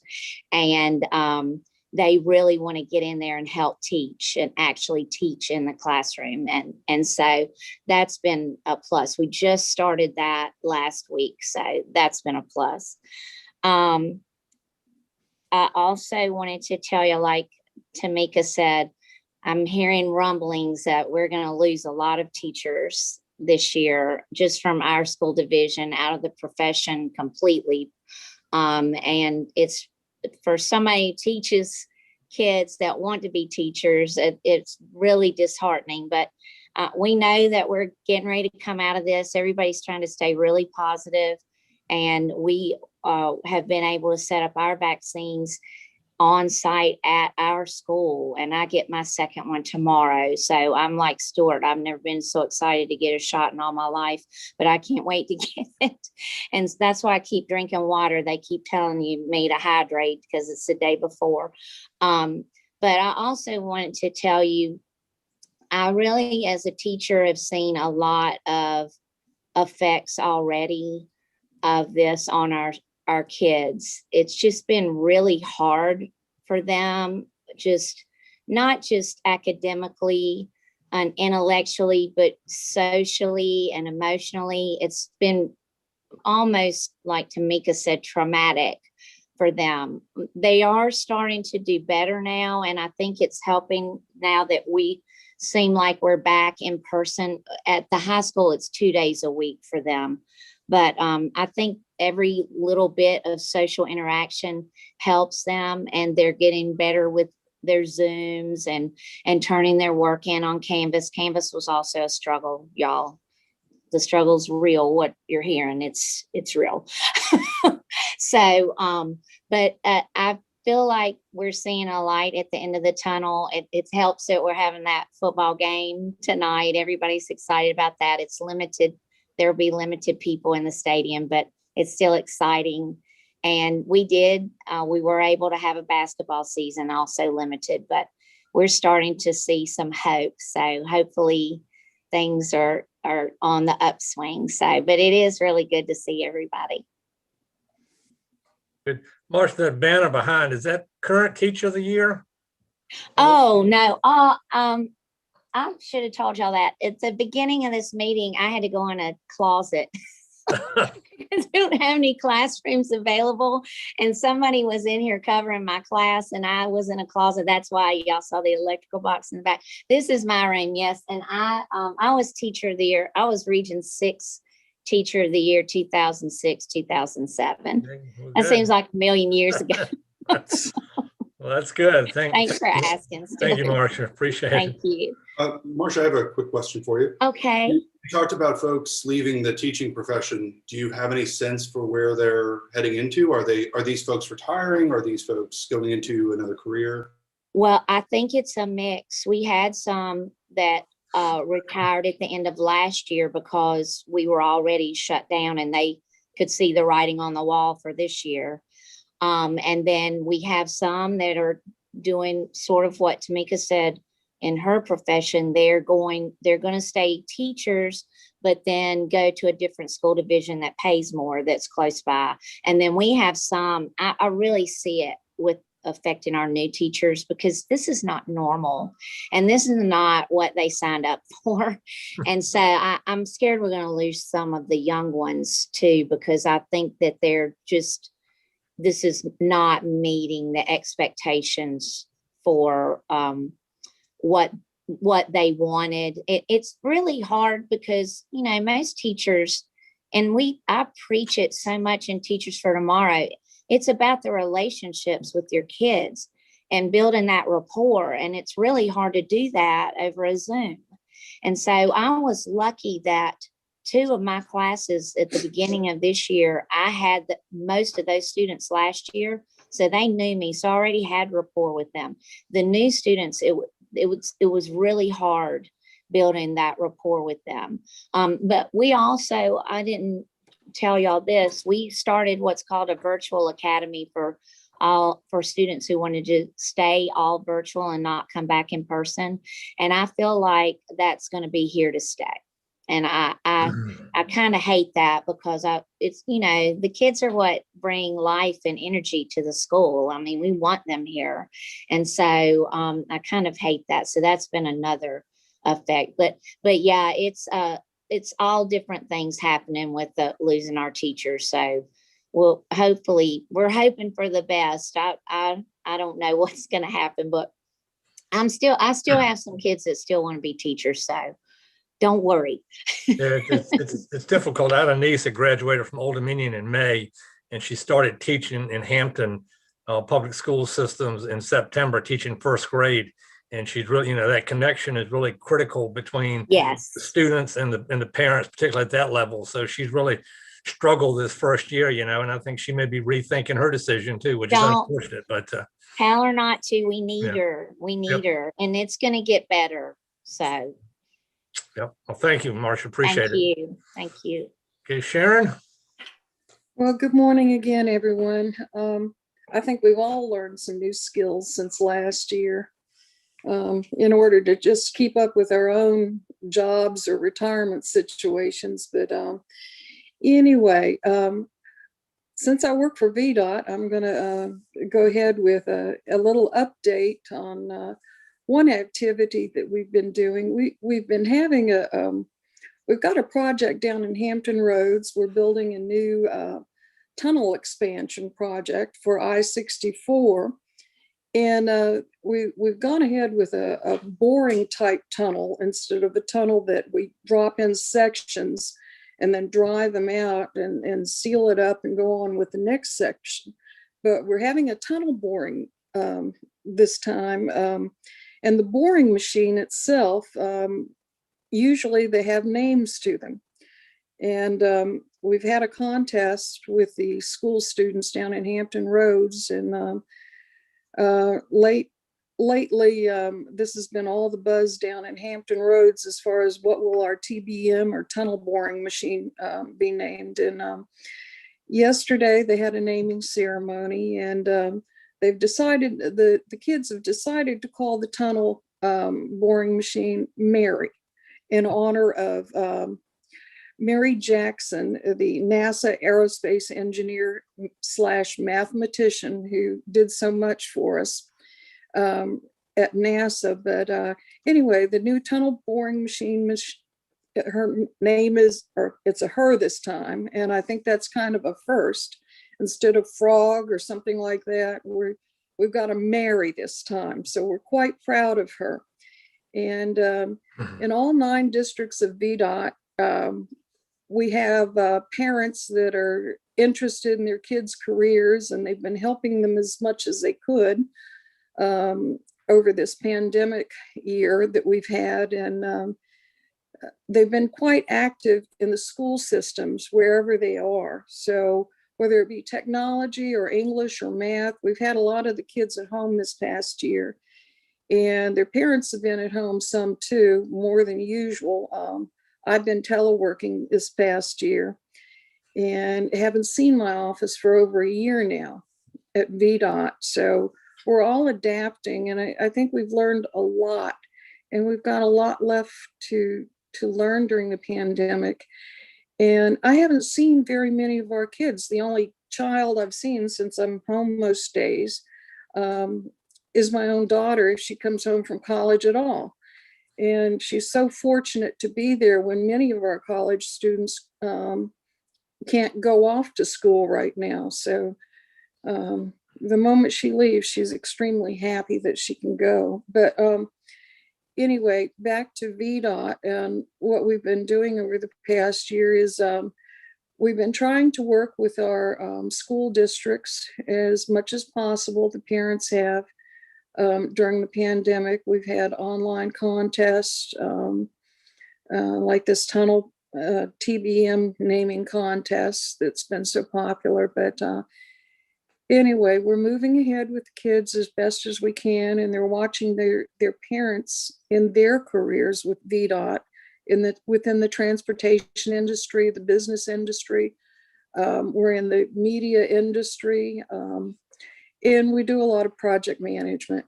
So they've been watching their parents this past year. And but I'm really excited about the program that David's coming out with as far as the 8 regions within the Department of Education, having these coordinators and starting off with 3. I think it's a wonderfully amazing idea. That, you know, throughout the state, all these coordinators have come up with, and I think it's an opportunity for that website to grow and become not only what the students might need, what the educators need, what the industry needs, and to patch everybody all together and to continually morph as we go along with new ideas and new ways to put opportunities together with our kids. So wonderful things going on, but kudos, you know, for these new programs that the DOE has. Thank you. Thank you, Sharon. Again, good to have you back. Mm-hmm. Jason? Hey,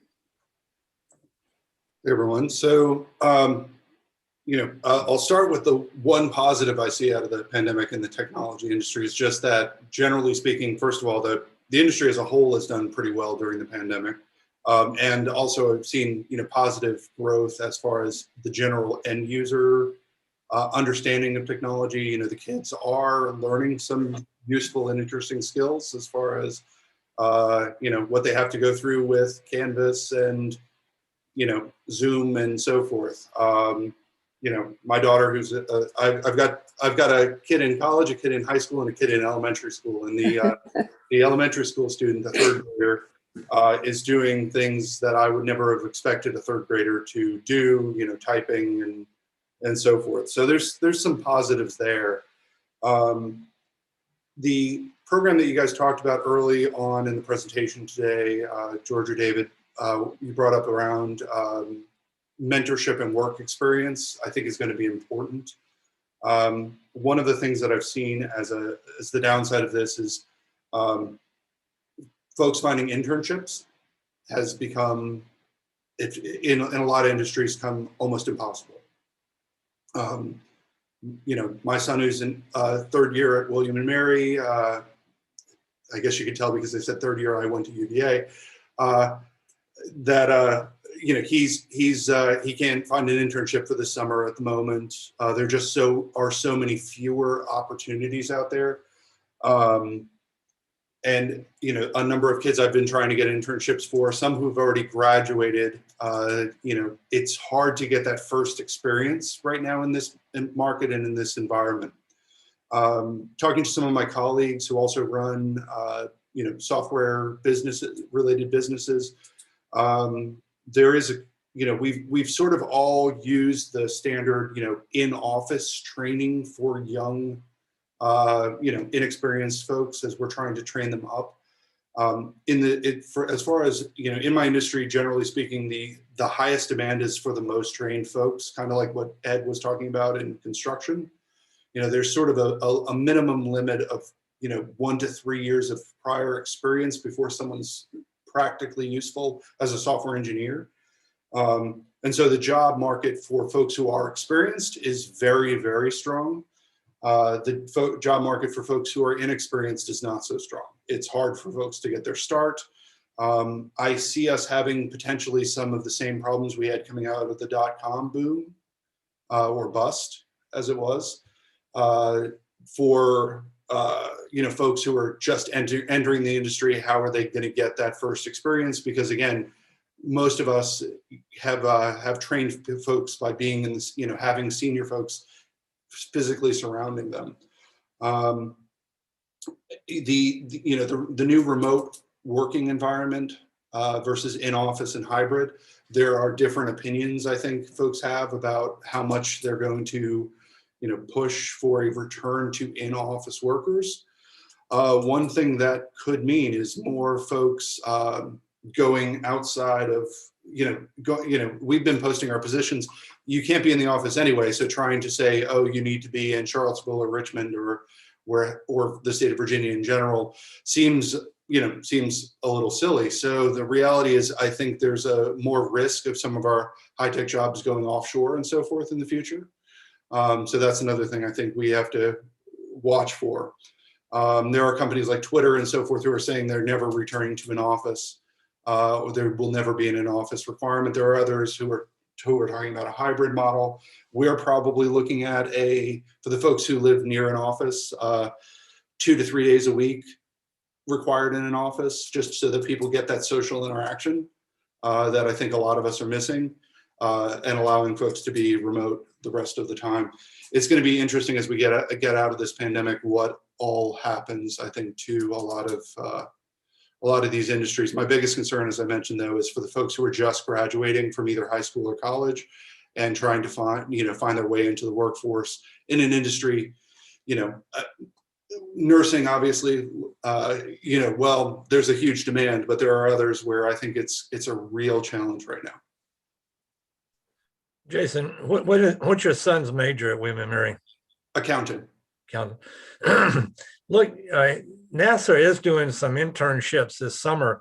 You may want to look at the Virginia Space Grant Consortium. They hire some folks through there, as well as the NASA Langley website. There may be some opportunities there. They're trying to keep that program viable. Even a lot of the center is shut down right now, but there are still some opportunities that are trying to be created this summer. So you just may want to check those couple. Okay, I will let him know. Okay. I know he's applied to about 20 internships, and Yeah. one of the it's just been hard. One of the things I'll point out, though, our least technical position, which is a quality assurance analyst, like it's the one that's easiest to get started in as far as the field is concerned. We posted a position and have received something close to 100 resumes in less than 24 hours. Oh. So, I think the entry level positions, there's quite a number of folks out there looking for those. Again, I think it's the higher end that's going to be harder, and it's going to be harder for folks to get experience. Yeah. Okay. KPMG is definitely also looking for accounting interns at this point. Oh, thank you, Lauren. Appreciate it. All right. Thanks, Jason. Drexel. Hello, everyone. I'm kind of in a different mode here in retirement, but I'm trying to stay involved and stay relevant. I know that, I am on one of Goodwill's committee and on the Capital Region Workforce Board, kind of on the other end of what CTE is doing, but also trying to develop the same type of skills that CTE is involved in. So doing that, and their struggle is kind of giving new meaning to meeting people where they are, right? Because a lot of those centers are not open or not fully staffed, and the struggle is how do they reach them and provide the services that those folks need. And everybody's doing some growing and developing into the virtual world. And if you talk about positives, and one of the people just said is that a lot of companies are wondering if they're ever going to go back into the office or require people to go back in the office. So while this is a struggle on kids, it's almost a introduction to the way of the world that it's going to be. There are going to be a lot more opportunities that are going to be remote. And I don't know if the school systems or the programs have had time to adjust to that, because I believe it's going to be a shift. Okay, and so a lot more opportunities, just like the fellow just said. Some of the jobs they go offshore. They may not go offshore. It just maybe they don't have to move to Virginia, to do the work. And they can be in Southern California. They can be in Texas. So I think in general, I think what he's getting at is the competition is going to increase, right? Because where you used to recruit, it's now going to be a broader recruiting area if the position doesn't necessarily require, they have a requirement to be here. So I think somewhere down the line, a couple of things need to happen is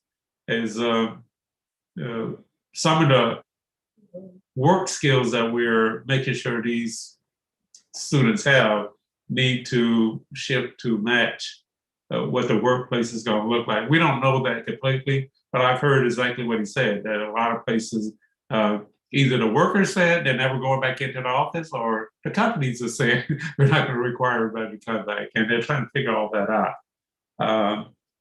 The other thing I just want to say, and I don't have any kids in school, college or anything, but talking about primary and secondary, not all home education experiences are the same. I have family members, I know friends who have kids there, and sometimes they're overwhelmed, the parents are, about how much the kids have to do, and then other times the kids are not as engaged as they could be, and the impact of that is probably going to be a year or two down the road. Are these kids adequately prepared, or they are like stunted a year or so, okay, because of the type of education that they're getting? And I don't know if we've had a chance to evaluate that, to look at that. I know we've probably done surveys with students and parents and teachers about whether or not they want to come back, but it's probably a useful exercise to gauge the impact of what they're doing. It's almost like the train is still rolling, but just because it's rolling doesn't necessarily mean at the end of their high school career that they are as prepared as they should be. Hopefully this ends this year, and we're not going to have to ever do this again. But it'd be interesting to see what comes out of this as far as the readiness of the students to enter the workplace. Again, I go back to the positive side of that could be if it's a remote job, and if they develop skills and of how to do things remotely, it could play into the type of jobs that they can get and where they can get those jobs. I understand the comment about internships are challenging, and work-based learning experiences are challenging. Employers are probably the biggest drivers there. They need to come up with ways to address that. I know Dominion Energy, who hires about 250 to 300 interns a year, they still hired about 250 to 300 last year, and majority, if not all of those, were remote. And so that's a growing skill or pain that companies will have to figure out how do they do that. And if this committee or the Department of Education can focus on that a little bit, I think that it could be helpful. And just to the William and Mary father, okay, there are interns out there, they're remote, and so I guess it would be, don't just assume that nobody's offering internships. There are still offering. I was just going to the Dominion website to see what they got, but I know they did it remotely last year, and and sometimes kids look at organization and go, well, that's not for me. And they may look at the shipyard that way. They may look at an energy company that way or an engineering company. And what I would always tell them is, you know, don't limit where you go and look based on your degree.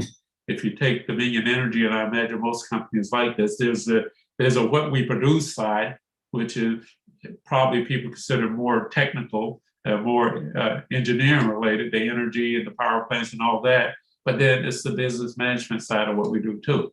You know, so we may have more accountants in strictly accounting type businesses. We may have more, you know, skills that people don't necessarily associate with a company like Dominion. And I imagine the shipyard the same way. A lot of other companies are the same way. So there's a business side to it. So as they go out and they search for opportunities, don't scratch off certain organizations or industries because the thing they produce is also a business to it. So there's a management requirement there. That's all I have. All right, thank you, Drexel. I think we've covered everybody. Kengetta from Service Center Metals has weighed in. She's still having some technical problems out there, but she's in the chat talking about the challenges that they're having with their company, and the aluminum extrusion business is so busy that SCM cannot keep up with the industry demand. So again, this seems to be a theme this morning of everything we're talking about. So thanks for sharing that. You know, from my end, I travel that bridge tunnel a lot, Sharon. So if we can get that other tube down board, it would be nice. I guess that's going to be a multi-year project though, but we are excited about that down in this area of the state, getting that tube, because that Hampton Roads Bridge Tunnel, if you've been down that way, heading to the beach or south side or Nags Head, on the weekends, particularly during the summer, it's a nightmare trying to get through there. So thanks for all the work VDOT is doing to expedite that.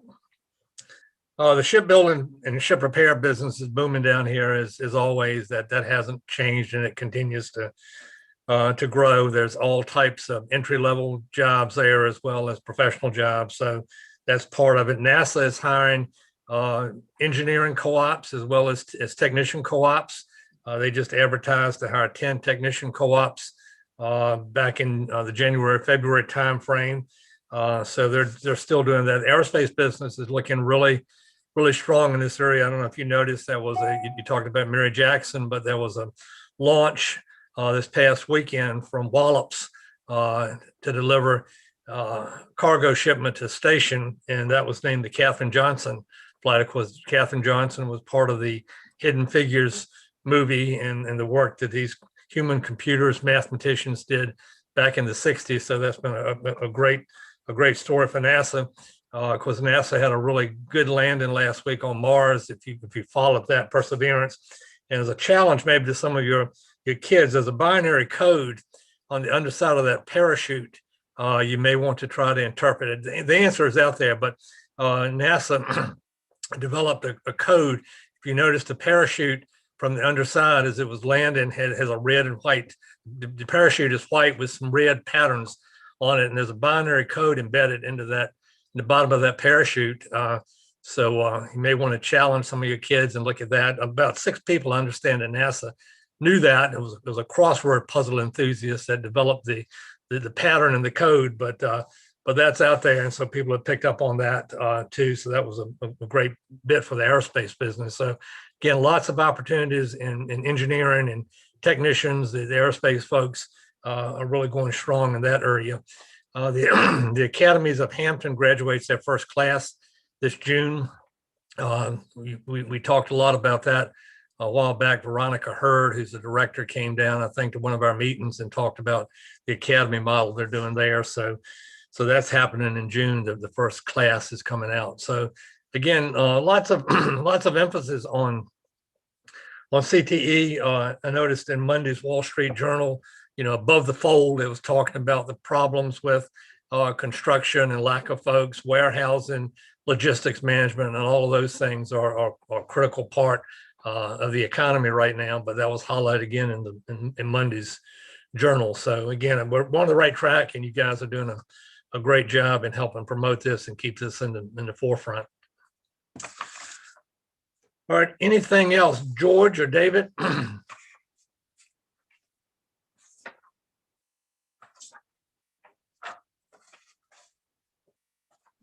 David, any other comments? No, not for me. George?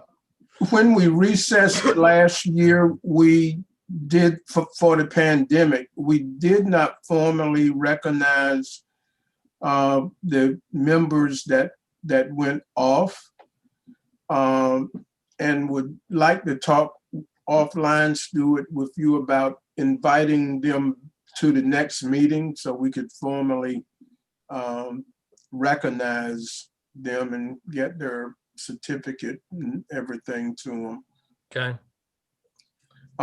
We have filled 3 positions. We talked earlier about 3 positions in work-based learning that we will be officially announcing on the 25th. We did fill the trade and industrial education position, the health and medical sciences position, and also a first full-time industry credentialing specialist.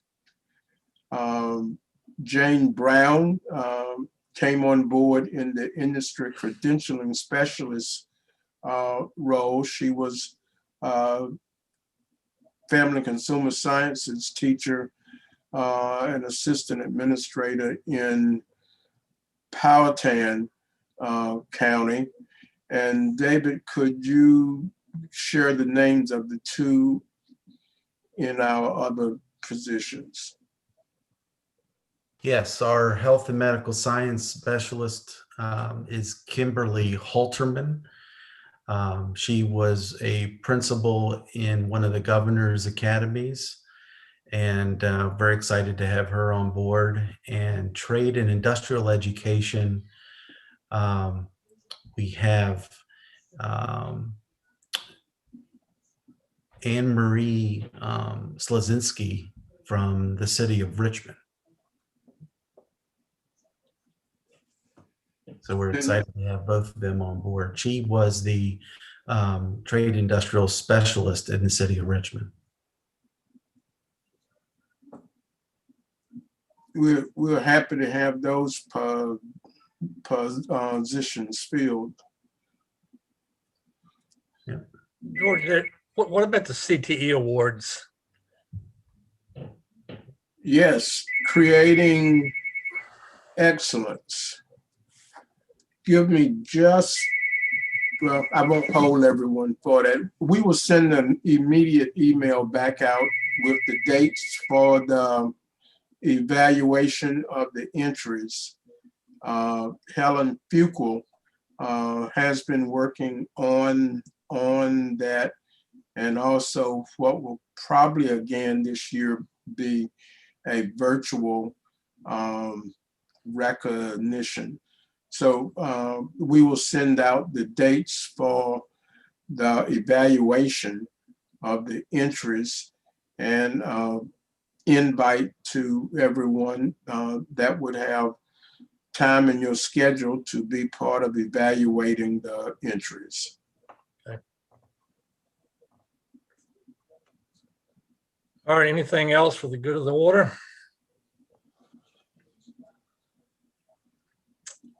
All right, do I have a motion? We adjourn. I move that we adjourn the meeting. Okay, do I have a second? Second. All in favor, say aye. Aye. All right, well, again, thank you for the meeting. Like I said earlier, I really missed the face-to-face, but we'll pursue until we can do better. But again, thanks for everybody coming in. Some really good things going on around the state of Virginia, and I really appreciate what everyone is doing. So George and David, thank you. Great job up there in Richmond. We really appreciate it. So you all have a safe day, and we'll talk soon. Bye. All right, Thank you.